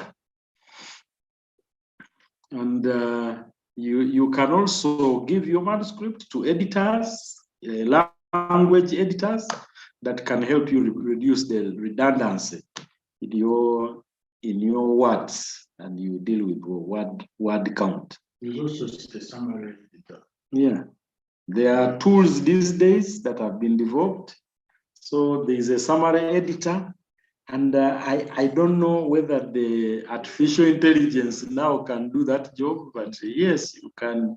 There is Willbot, I think it's called Willbot, There is a GTP chat. I think it can help edit your work. There is an interruption. Would you please share the material for the trainees email, or here is the Zoom page? I don't understand this one, but would you please share the material to the trainees? Yes, we will share, and we will share lots of information on this through the forum. We don't have your emails, but we will share. When can I download the lecture notes after the session? Yeah, we will share. Yesterday we tried to really, you know, this question is an interesting one, especially to PhD and master's students, because it's not so much about the notes, these materials, or you can find a lot of information. For example, PLOS Medicine or PLOS One has been making very interesting publications on how to write. There's even a publication on how to write a paper. And it's very, very useful. It may not follow the process that we are engaging in, but it's very, very useful. So we would like to advise that when you are a master's student and a PhD student, you have entered the world of scholarship. So there is less spoon feeding and more of finding out by yourself. Through this lecture and seminar and interaction, Forum and the World Bank are only catalyzing your process of searching for information and self-learning. So it's not about the notes, but it's about catalyzing you to learn. What is the difference? We did this course scoping study. Is it? I think it's inappropriate to say you analyze results, because results are a product of analysis. Just make sure. This is an interesting comment. Yes, results can be analyzed. Results can be analyzed for their suitability, for news, for their suitability, whether they make sense. We are not talking about the analysis of Minitab, SAS, whatever that you have to again get results and put them into GenStat one. But we are talking about analysis in relation to the objective of your article. And remember, we said that for you to publish, you must come up with an objective of the paper. And you have 50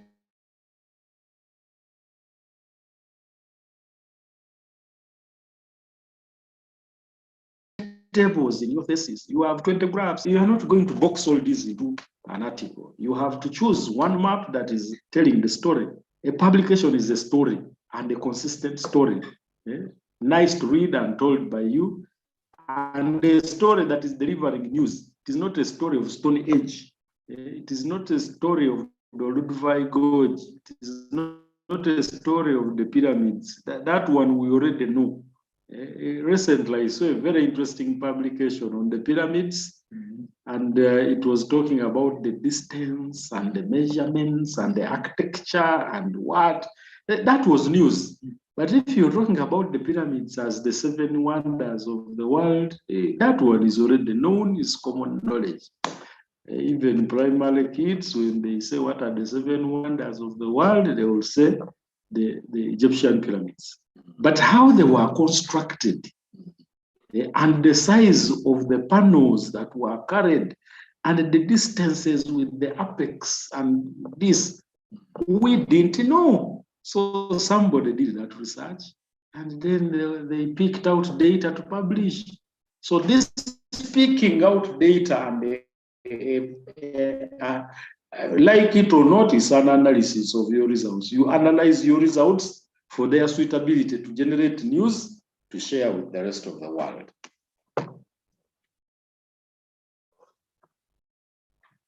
Sometimes job opportunities arise in universities, but what eliminates some of us are publication points. What is your advice to us as young scholars? We need jobs. Yes, I think this is the more reason why we are here. You know, take an example of myself. I'm into the university system, academia. From the time I joined university, I've never left academia. But, you know, at undergraduate, we do what we call special projects, a special project research. I have a publication from my special project research. And so when I was going to do masters, it was easy to get a scholarship because when I applied I attached the publication, I was admitted. The same applies to PhD. By the time I was doing my PhD, I had publications from my thesis. The same applies to my PhD, I have publications. And you know, the challenge we have these days as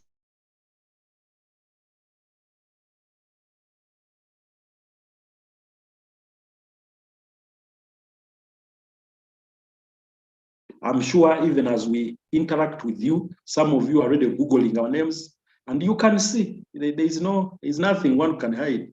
So you just Google John Stephen Tenywa or J.S. Tenywa, you will see the list of publications and the publication index, and there is now what they call scientific citation index. You will see ResearchGates, Google Scholar. There is what they call the AD now, AD Science. Yeah, you will see. You just Google Nampala, Paul Nampala. You will see, and you will see that yes, when I left university in 1998, in my first year, I had a paper that I published, and by the time I was doing masters, I had many more papers. So, as a scholar, joining at masters, it is an excuse for you not to have publications. In fact, many universities are now moving away from simply the condition of a thesis. They are saying for a PhD, at least you must have 2 peer-reviewed journal articles. For a master's, at least you must have 1 peer-reviewed journal article. Yeah, and the challenge I think we have is that there are many master's students who are not scholars, but they've come to be masters. But once you move from your undergraduate degree and move to do a master's, It means you are moving. it means you are moving to scholarship. And the product of research. And scholarship is research. The product of research is a publication. Yeah, so even if you're a businessman, a businesswoman orientation, and you're doing a master's, you archive your scholarship. Yeah, and archiving your scholarship is publications. So you can go in and out of business. I have many colleagues who have gone in and out of universities, but they returned because they published. So when business is not, when it's not a rainy day in business, they return to the university institutions. When it's a rainy day in the university in business, they go back and so on and so forth. Okay. Please send all the materials. Yes, we will send, but not to individual emails. So I think this Reforum has individual emails, and they will send us a batch. There's variations in plant breeding field research, very importantly, especially when dealing with many plant varieties. Question is not clear. There's variations in plant breeding field research, very important. If they are strange variations. Or they wanted to say vary, importantly. Yeah, but yes. through the statistics, you can handle variation. That's why we have coefficients of variation. Yeah, then you can tell. If the variation is strange, what is expected? That's news. What does an illustration mean? Can you answer this? An illustration? Yes. Yeah. From Ahmed Mohammed Mada. This is probably from Arabic speaking. Yes. So you can answer it in the context of. Is the form in which the data are presented. It can be presented in a table, a figure, a sketch, a photograph, a map, GIS, whatever, output. Each of those is an illustration. In other words, the data are trying to be organized in a way that they illustrate something. Yeah, I think that's what I should say. And as I said, we normally go for one that makes our interpretation, our analysis of data easier, so that we are able to reveal certain things that the reader cannot see obviously from the table. And some illustrations are better than others, depending on the audience. If you are going to farmers, take less text or zero text and take photographs. If you are going to a politician, please don't use a table, because most people, their memories are saturated, super saturated, and they are thinking about the next reception. And then as you relate them with the table, they will begin dozing. So that's the illustration. I hope you have got it. Okay, can you also attempt this one? What should be the minimum size of a manuscript in terms of pages? You see, minimum depends on the guidelines. The guidelines will show, and we will also show the number of illustrations you can allowable in a manuscript. But as you write, you are creating knowledge. So don't think about the minimum as you write. Just write and write and write, so that the whole idea comes off your head and it is on paper. Then think of how to skin it into the size that is required by the guidelines. What is the difference between results and discussion in case of a thesis or dissertation and for an article? We are coming to that, but yes, you see, in the results, you are presenting what you saw and how it was changing, how it was, it is a graph. Yeah, was it a linear graph all the way through, or was it curvilinear, or was it control something, or was it inconsistent, sometimes going down, sometimes going up, and the going down and up is not similar. So you are presenting what you obtained, what you saw in the field.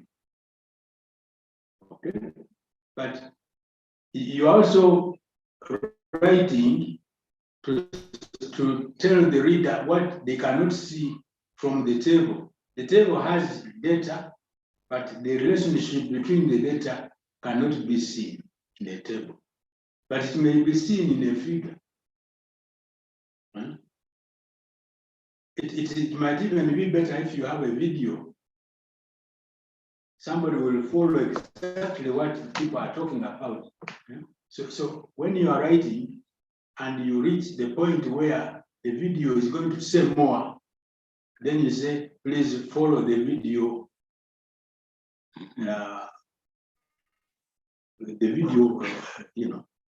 Below. Then the reader will turn on the video and get the whole story as it is. That's where we said a good picture is worth 1,000 words. That means when you put the picture there, you remove 1,000 words, and the story will continue even better. Okay, something interesting here. How can a young scientist publish a manuscript in a journal or an article when he or she is novice to the ideas? This is why we are talking about peer review. A first-year student of molecular biology is talking about the same things that a professor at 30 years is talking about. They are all talking about mitochondria. They are all talking about the nucleus. They are all talking about germplasm. They are all talking about the same thing. So we are scientists or people in a discipline are peer. Your peer means what it means comradeship. It means my peer. They are my peers, or they are. It means people that you relate to. So publication is about good science. or good knowledge. There may be social scientists on the platform, and when we say pure science, they may be referring to atoms or what, but it's about good knowledge. And in this case, good knowledge, we are referring to news, and that it makes sense to your peers. So it makes sense to people in your profession, and that it is the evidence that it is adding to the body of knowledge. It is evidence that it is going to accelerate more creation of new knowledge. And they say, yeah, this one is going to make, it's a significant contribution to existing knowledge. Yeah, but there's no one that was born knowing all they know today. If you're an undergraduate student, I mean, there's no miracle about it that you can write a very good, because you need experience.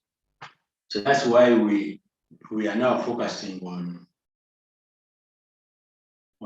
masters and PhD, because those two mean research.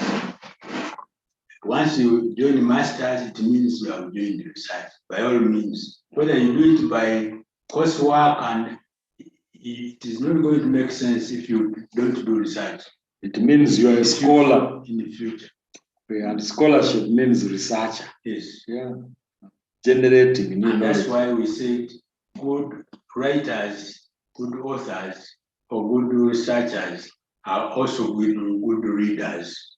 If you read very widely and intensively as an undergraduate, you can very easily catch up with a master's student, and therefore be able to emulate the writing of those other papers you have read.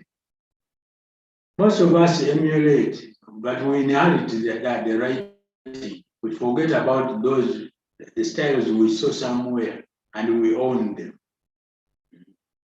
So if you're an undergraduate, don't worry. Time is going to come when you cumulatively do courses, and you become a good author of a paper. Okay, how do you link an article title to conclusion? I am meant to understand the title should have independent and dependent variables. Well, you see, the title is a name. It's a name of the document. So, and some people say it is the shortest summary of the document. When you read the title, you can predict the contents of this document. However, the title of research has an action word. It shows what the title of for example, if it's a proposal, it shows where is your focus going to be. Okay. Now that focal point is going to manifest itself in the conclusion. If you don't tell us about what came out of the focal point, that means you have not done the work. Okay. And what is linking the title to the conclusions is the objective. So normally we say the title, objectives, and conclusions must agree. They must agree. If somehow they disagree, then you are in trouble.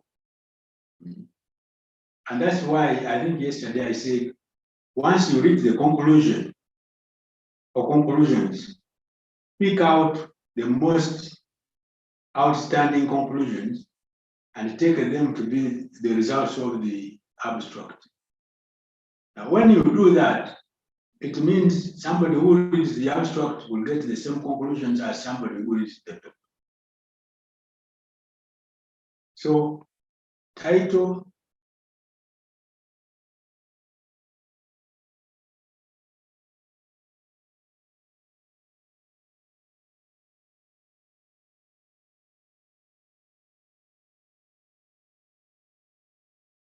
are the overarching conclusions, and the conclusions which touch the person who is suffering from the problem you are attempting to solve. If it is the farmer, the conclusions are for academicians, but the recommendations which come from the most outstanding conclusions are for the farmers, where you started from, so that the research cycle is completed. And many of us do research and never go back to the farmer, or at least to write out messages that will help the farmer out of the predicament that we used to get funds and go and do research, even for transport, for taking a taxi to go and check on the farm and tell them what you found out. Okay, here is an interesting one. Please reclarify what a 2 or 3 factor interaction means. I think you gave an example of Yes, of a family. Of a family. Mm. If a family has 3 people who must meet and agree to be able to do something, then that is a 3-factor family. Okay? You can have a 6-factor, but then it becomes very complicated when it comes to research. Because when you are analyzing sites, the graph might be a surface, and some surfaces are not easy to interpret. So now, back to research, I would have wished to know whether that person is from social sciences, humanities, or biological and physical sciences. If it is like a physical,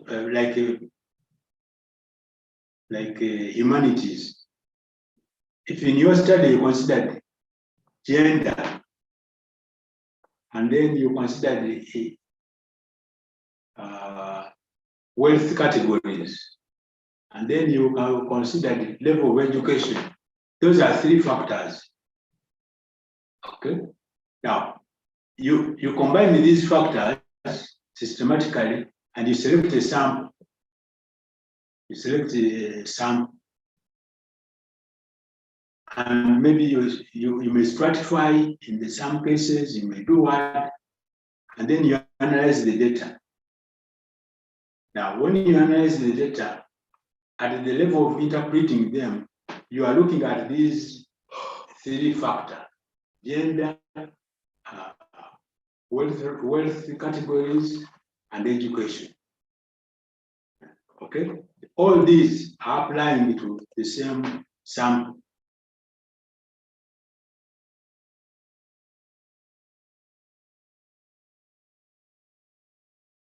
Get the interactions. And yes, and at the interpretation, we find out whether there was any interaction. It could be a 3-factor. If it is 3-factor, you drop all the others, the 2-factor, the single factor. Because if these 3 must be together to give the most optimum result, then why are you going for the single factor and the 2-factor? But if the 3-factor is not significant, then you come down to the 2-factor. And if 2-factor is significant, then we drop the 3-factor. But we have to specify in the text as we are writing the interpretation that the 3-factor was not significant. However, the 2-factor between this and this was significant, or between this and this, and between this and this was significant. Then you go in to interpret data for the factors where there were significant differences. Okay? What was the significant difference like? How did the data distribute them against these factors which were significant and different? Then when it comes to discussion, so what could be the reasons why this distribution is manifesting at this level. And so what? What does existing literature say about it? Can we draw a conclusion from this? Is there anything more that we need to research on? Those are the questions and even more you ask yourself. You are the one who to craft those questions so that you are forced to give an answer, and that answer will be original from you.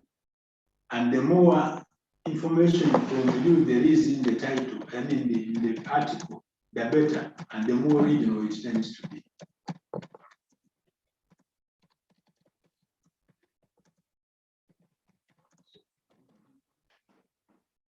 Yes.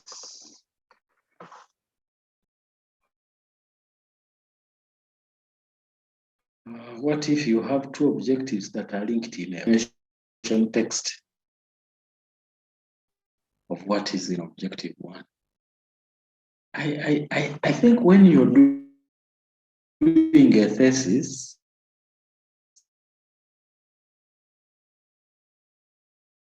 or a consistent study, they speak to each other. From a problem tree, Yeah. you take causes that are close to each other. Yes. Yes. Yeah. But at least the point is, an objective is a complete objective in as far as it is something you're answering to. You're generating a solution. As an output. As an output. Yes. Yeah. As output or outputs. And remember, the objective of the thesis is the one we are splitting to get the objectives of the articles.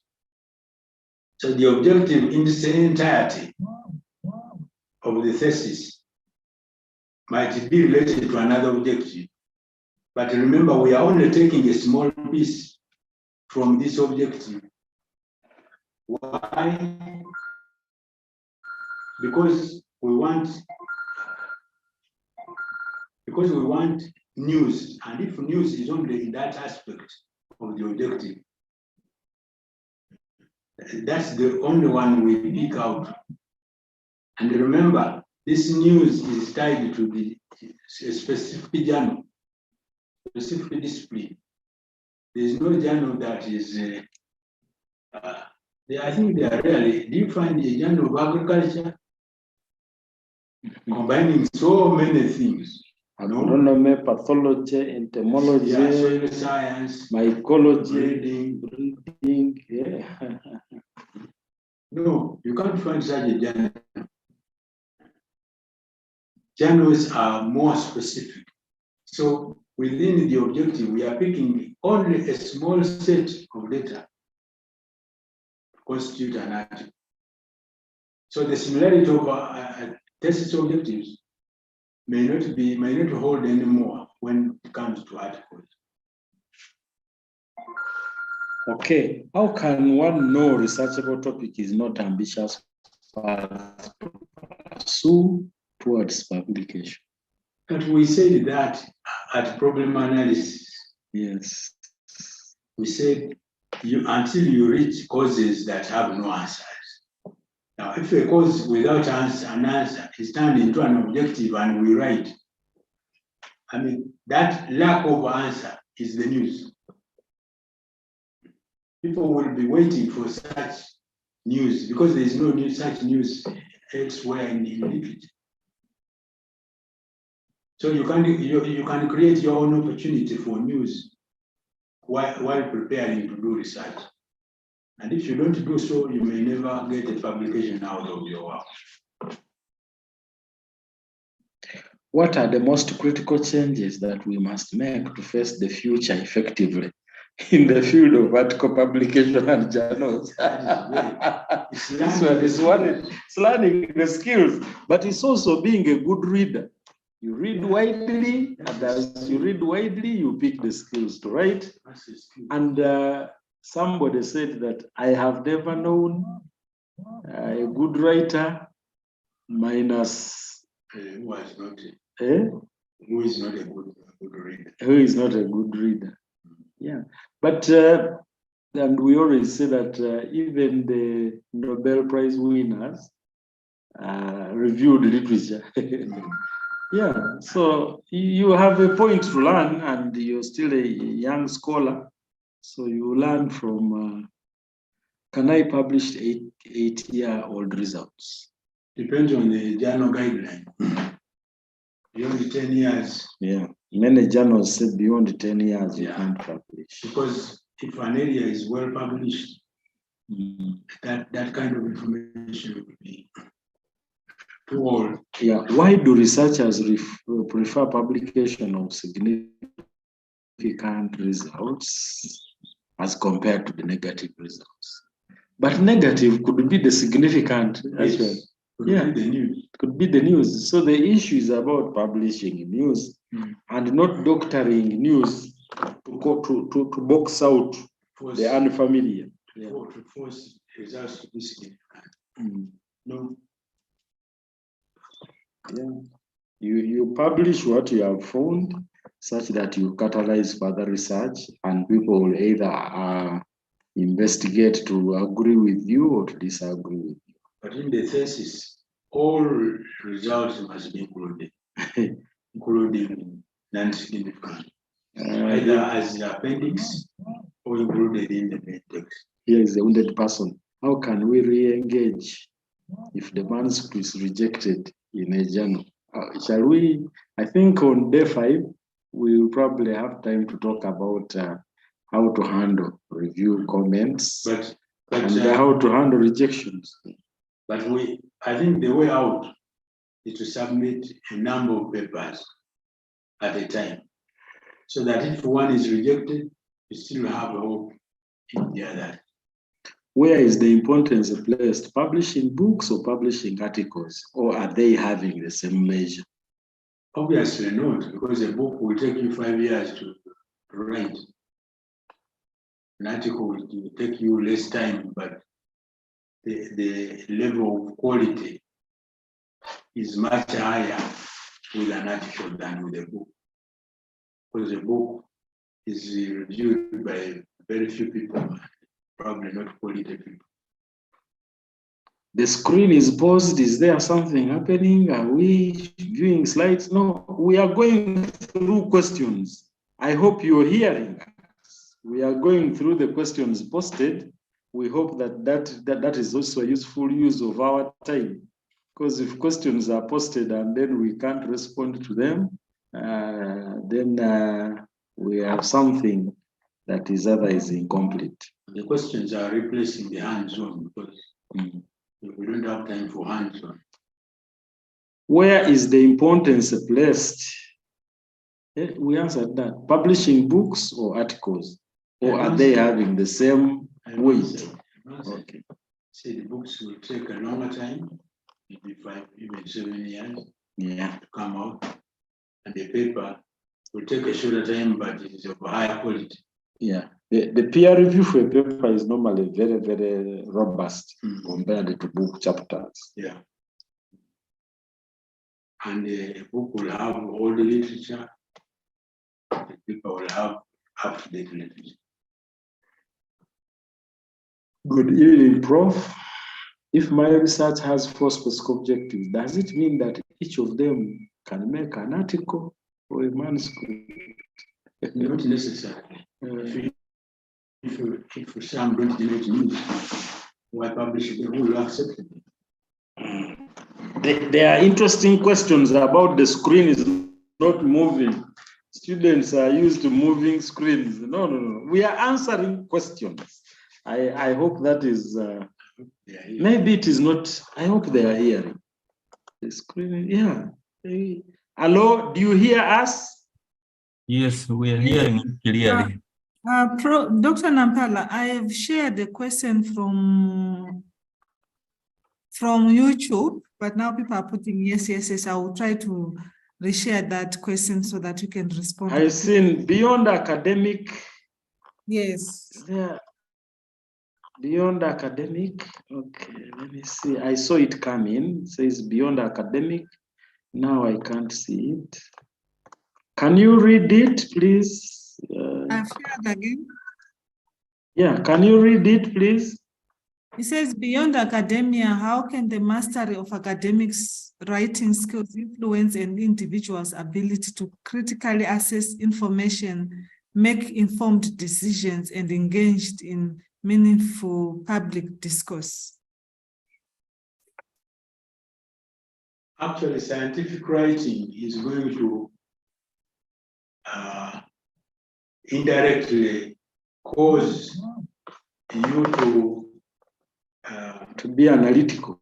to get analytical, to be detective about what is in the environment. You will be able to scan quickly and get what others cannot see. And as soon as you scan it, you adopt it in the analysis quickly, and you come out with something that can be researched on, or you are able to link up with the technologies and the answers that are already available, and personalities that might be concerned. So true, the way we go through scientific writing, it makes you think reasonably, think sensitively, and think completely, and be able to interpret something beyond what anybody can do. Even giving a presentation, Yes. you give it more professionally. You are able to listen when listening is necessary. You are able to talk and talk appropriately and only to the point that is required. So all these come up as you become a good scientist and a good author, a good writer. I have seen professors that have come from the academia and joined politics, and they make very good analysis of the issues at hand. We have a very good scholar, Professor Ogenga Latigo, who joined politics, and you can see that he's a different breed of politicians. When he gets up to talk, everybody listens. He will give his 5 points, and there are 5 points, and they are well structured, and is now a darling at radio talk shows. You can't divert him on a point. Even when you do, he will explain but get back, and and you see that yes, you will see that his reasoning is very logical and very linked. And he was a leader of opposition for a couple of years, and now he's out of politics, but still very highly prized. And is from the crop sciences, entomology, plant crop improvement. And you know, we have so many models, so many modeling, and in his example,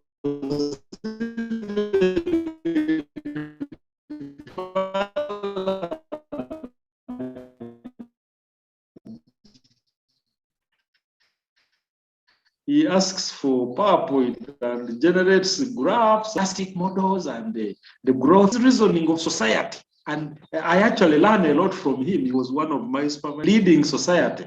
Scientists would even do much better than the people that study society, because you can superimpose your scientific designs and models on society. The oscillating models in populations of insects is also the same as the oscillating models of key variables in society. They keep oscillating, mood swings and what. So that's a very good question, applying science into our everyday life. And indeed, science is in our everyday life. Sometimes we fail to remember that if I'm holding a pen, there is ink flowing, there is capillary attraction. That if I'm going in a lift, there is a lot of Thomas Edison did a good job. If I'm in a room and I'm looking at the bulb, the light bulb. So science is in and around us, and it's our everyday thing. Yeah, just that sometimes we fail to remember that. That if I'm walking, there is a lot of locomotion happening. And For those of you that did biology, biological sciences, you know that locomotion is the longest topic in biology studies. Yes, because you studied the muscles, this one, the flexing one, the rigid one, the locomotion. Yes. But what we are talking about is about concentration and being consistent. If you mix it with the up and down activities, you will not quite get it compared to somebody who has devoted time to it.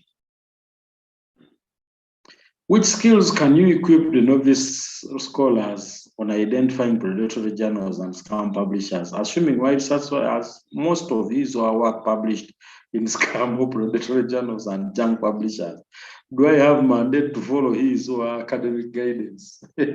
Well, the university assigned you a supervisor at the department level.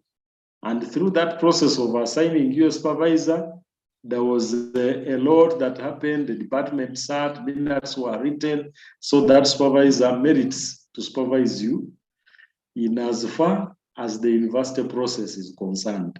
But fortunately, at master's, PhD, you are never supervised by one supervisor. You have more than one supervisor. And normally, if there are any conflicts arising, like you yourself internally, you are conflicted, you think that although they assign you the supervisor, they are not good enough, and maybe you can do with another. So you go through the system, you don't create. Actually, this is a very good question. In Europe, we used to call masters and PhD studies as social degrees. They are social degrees to the extent that your interaction with your supervisors gives you the degree or not.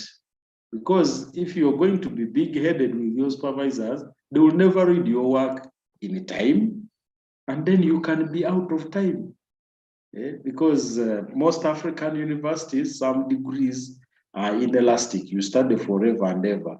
But you go to Europe, they will say you have 2 years, 2.5. You are not finishing, you are out of the system. Yeah, so social degrees, they are social degrees in a way. You have to follow the rules of the game, you have to follow the rules of the university, and so on and so forth. But about predatory journals, I think there is a lot that has been discussed on this, but we are going to give you a paper published on predatory journals, papers published on impact factor and what is it, papers published on many of the things that you are asking.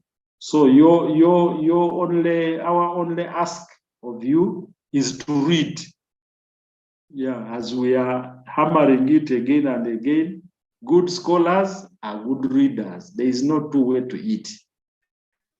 Once you enter into masters and PhD, gone are the days where your acquisition of knowledge is going to be based on telling you all the time or instructing you all the time. There must be self-motivation for self-instruction.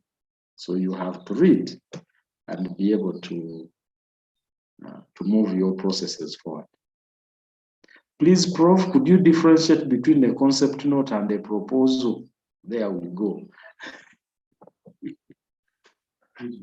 Yeah, please. Okay, a concept note is like what is on your mind. For example, if you were at the reception and you come across somebody from Rockefeller Foundation and you tell them, well, I'm thinking about research like this on maize. I spotted the literature which says if you do this, you get yields to double. So my work is going to be on this. And then the Rockefeller person will say, please send me a concept note.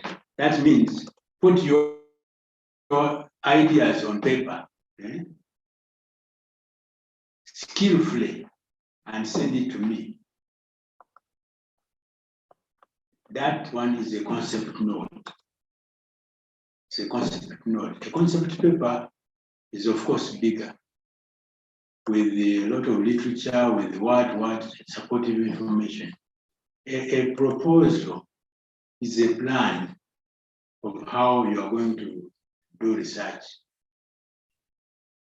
or to carry out a study for master's or PhD.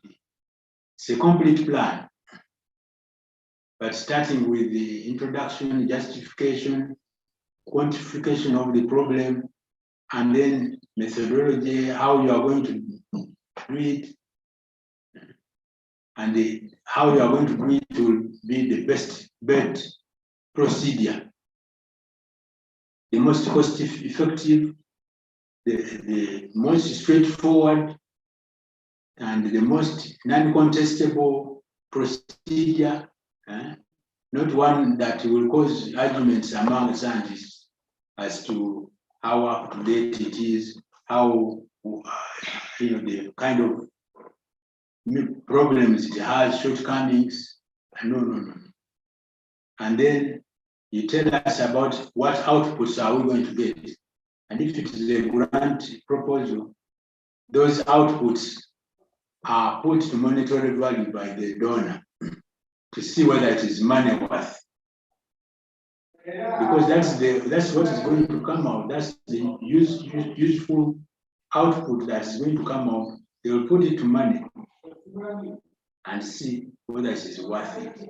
And if you are competing many, the one that will involve less money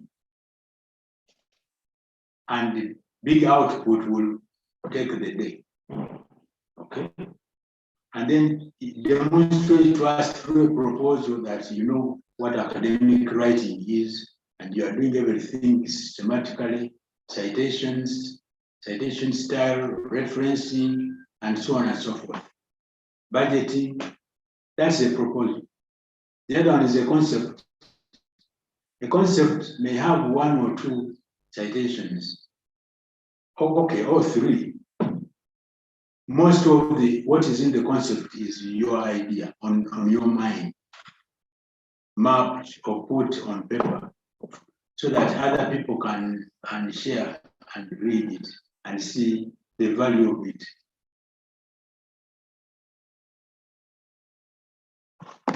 Okay, thank you. There were also some questions in the chat room. We've been following more in the question and answer, but there's something interesting here. We want to publish, but the costs involved are too high. Is there any publishing site that is cost-friendly to publish, especially for students who are just beginning their career? Thank you. Very interesting question. I would like to say that there are many journals that are either very cost-friendly or don't even charge free. The African Journal of Rural Development, which is housed at Ruforum, does not charge. I am an editor at that journal, and all we need is good articles. And by its name, African Journal of Rural Development is a general journal. So it publishes anything scholarly that has a promise to contributing to rural development. We try to extrapolate the science that scholars are presenting. In addition to LSDs, we try to give meaning to what the LSDs present, and so on and so forth. The knowledge translated for rural development. The African Journal of Crop Science, the African Crop Science Journal, for a long time was never charging any processing costs, but because of office management and staff, we started charging. But for students, it is a subsidized cost. I think I'm here with the editor-in-chief, so he can tell us what students pay and what non-students pay. Okay. And paper is $150? Yeah, $150. So if you're a beginner, you don't again go to Nature, which is charging $1,000 US for publications. Prof, which skills can you equip with novice scholars on identify? I think maybe they are presenting, but there's an interesting question here. Statistical in nature about block designs. Is it possible to implement Fisher block design horizontally? I mean cross to the slope direction. The Fisher block design horizontally. Yes, it is. But, you know, we will push you back to the biometrics and statistical applied statistics class, so you can get more solid response on this. For us here, we are talking about scientific publications. And I am the science editor at the African Crop Science Journal. And these are some of the issues that we address. If you use a wrong design in a wrong setting, then your paper is rejected. So please go and cross-check this. Screen is not changing. Can you please just close it up? Because they probably expected that the screen should be changing. But I hope they are hearing us. There is a great appreciation for the presentations. Thank you for the clarification. Thank you, thank you. Assuming research, okay, there's something here about which skills can you equip with novice writers? We answered that. Assuming my research, we talked about that. And I don't know whether this person is assuming. They're assuming that their research professor is not a good professor and is publishing it. So I don't know where the assumption is coming from. Many times results of studies on, say, agronomic practices are context specific. Is such information widely accepted for publication? Yes, for as long as it has scientific content. Because even when they are context specific and you're talking about the East African Rift Valley, there are other Rift Valleys elsewhere that can benefit from that work. If you're talking about islands, the East African islands, that is context specific. If you're talking about Kajiado in Western Kenya, which is a semi-arid desert, there are deserts in the US, there are deserts in India. If you're talking about methane gas that is causing fires, right now in Canada, there is a fire. Although we have always known that these are very cold places and they don't catch fire, but you have seen what is happening in Canada. Yeah. So that context specificity is of interest to another ecological setting elsewhere that is similar to what you have in that specific context. Friends, I think we've talked a lot and a lot. We also would like to hear from you. Yeah, we prefer a participatory approach. So it would be good if we can also hear from your side. Can you close the screen? Stop sharing. You have around 6 minutes. Maybe you would like to hear from one person or two people? Yeah, whatever the case, we can use those 6 minutes by being participatory. Okay, so let me give a chance to Khalid. Khalid, please ask your question. Khalid, unmute and ask the question. Nambuza, Khalid. Hello. Please go ahead.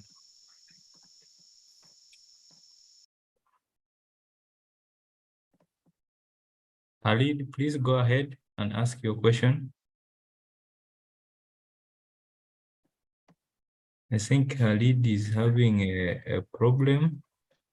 So I'm going to allow Abayomi. Abayomi,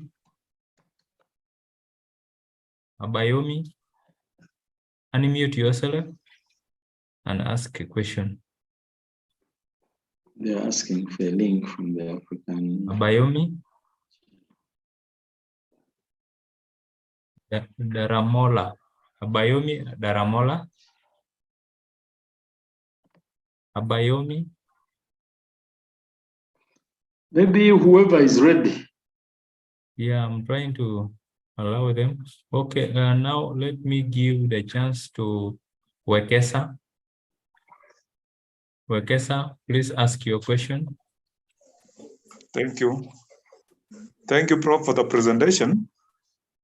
My question is on paid journals where we pay, then they publish. There's some argument that if you pay so that your paper is published, then it's in a predatory journal. I wanted you to comment about that. No, that is not true, because the characteristics of predatory journals, we tried to hit on them yesterday. Of course, journals like Nature are not predatory, but then you pay. So it is normally the article processing charges are used to offset the costs that the journal faces. Rental space, buying computer. Some time back we used to print. These days most journals don't print, but there's off prints. When an author, when you publish an article, then they send you copies of your article, paying workers. Because for example, the two of us, myself and Jess, are part of the African Crop Science Journal, but we have two full-time people that receive the manuscripts, download them. It's quite some engaging work. Our rejection rate at the African Crop Science Journal is 85%. So on average in a day, we receive about 12 papers on average.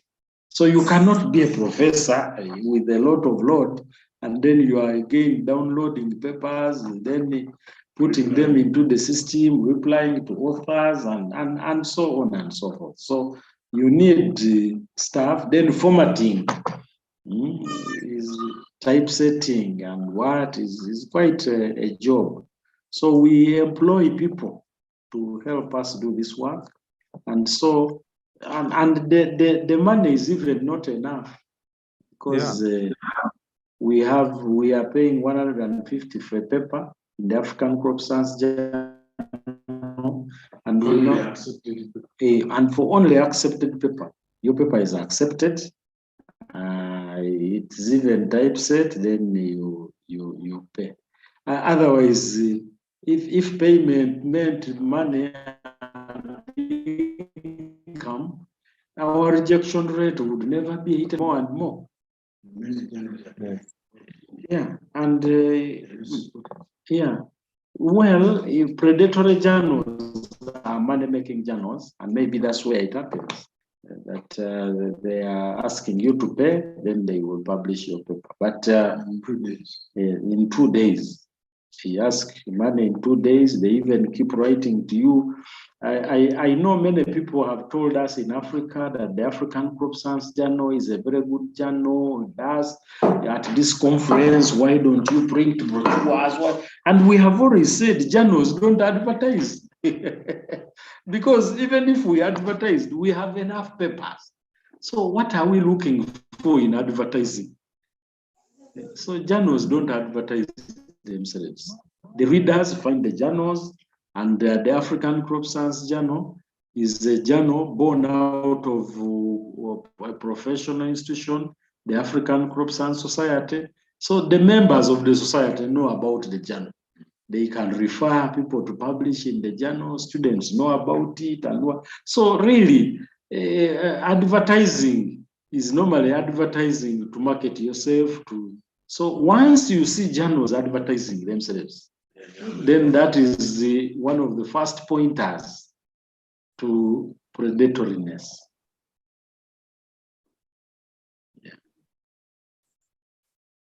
Okay.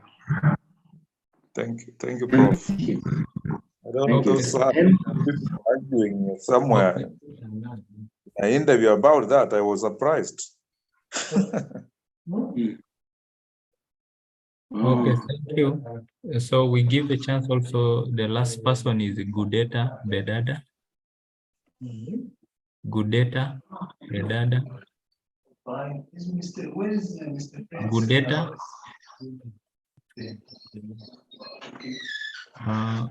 I think Paul. There was a hand up from Kesa. I saw a hand up. Wekesa is the one you have just been talking to. Ah, okay, okay. So Gudeta, please go ahead. Gudeta. There are 6 hands up. Yeah. But because of time, let's give a chance to Gudeta Bedada. I think Gudeta is not talking. So the last person is Aminu Shaib. Aminu Shaibu. Aminu Shaibu. I think the participants are not responding. So Daniel, okay. yes, Aminu. Okay. Yeah, Go ahead. Yeah, this is Aminu. Please, I want to ask, we all that while Prof have been explaining about payment of the journals and then for publication. I want to know some papers are written by students, and if there are any waivers, at times the charges are too high, which a student can't forfeit the paper, or for the paper to be published, the student needs to make such payment. And I want to know whether there are waivers, at least to minimize the costs. Yes, some journals will tell you, will give you a student rate and a non-student rate. And these are indicated in the guidelines.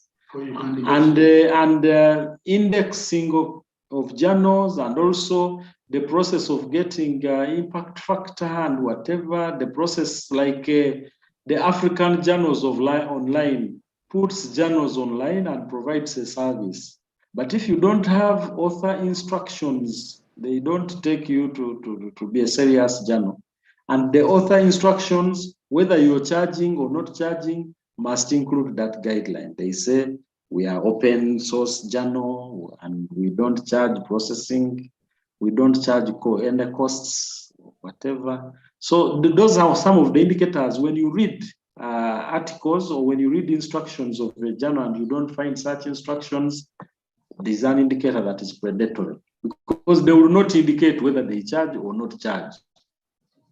They want to communicate privately with the authors. So some authors, they are charging them 3,000, some are 300, some 50, depending on your environment. And where some journals actually charge, there used to be a low cost for African countries or something, and a high cost for advanced economies and so on and so forth. But for students not to publish, and we would like to say this again, because of charges, it's an excuse. There are so many journals that you will check in Search for Life, in Owari, the INASA, that are not paying journals. They don't charge. Yeah, but then students will always say publication cost. But even then, if you are in for a journal that is charging, I think, for example, Forum puts aside a budget for each project where students pay, up to, I think, $350 per paper. And many projects do this. I know students working with IITA, the International Institute of Tropical Agriculture, the institute pays. I know people working with CIAT, people working with the CTA, people, they pay. It is a project cost known. Yeah, so surely it borders excuses when students are saying the journals are too expensive. Well, now, why do you go for Nature? Yeah. When you can publish in African Journal of Rural Development? Why do you go for Nature when you can publish in any other journal that you know? Yeah.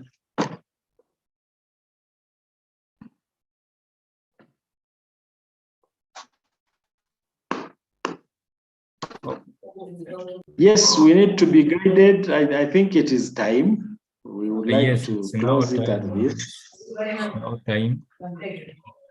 So, Jolie, are you there? Yes, I'm there. Thank you so much, Professor Tenyo and Dr. Nampala, for this wonderful facilitation of the course. And I'd like to thank the participants for attending attentively. We meet again tomorrow at the same time. Thank you.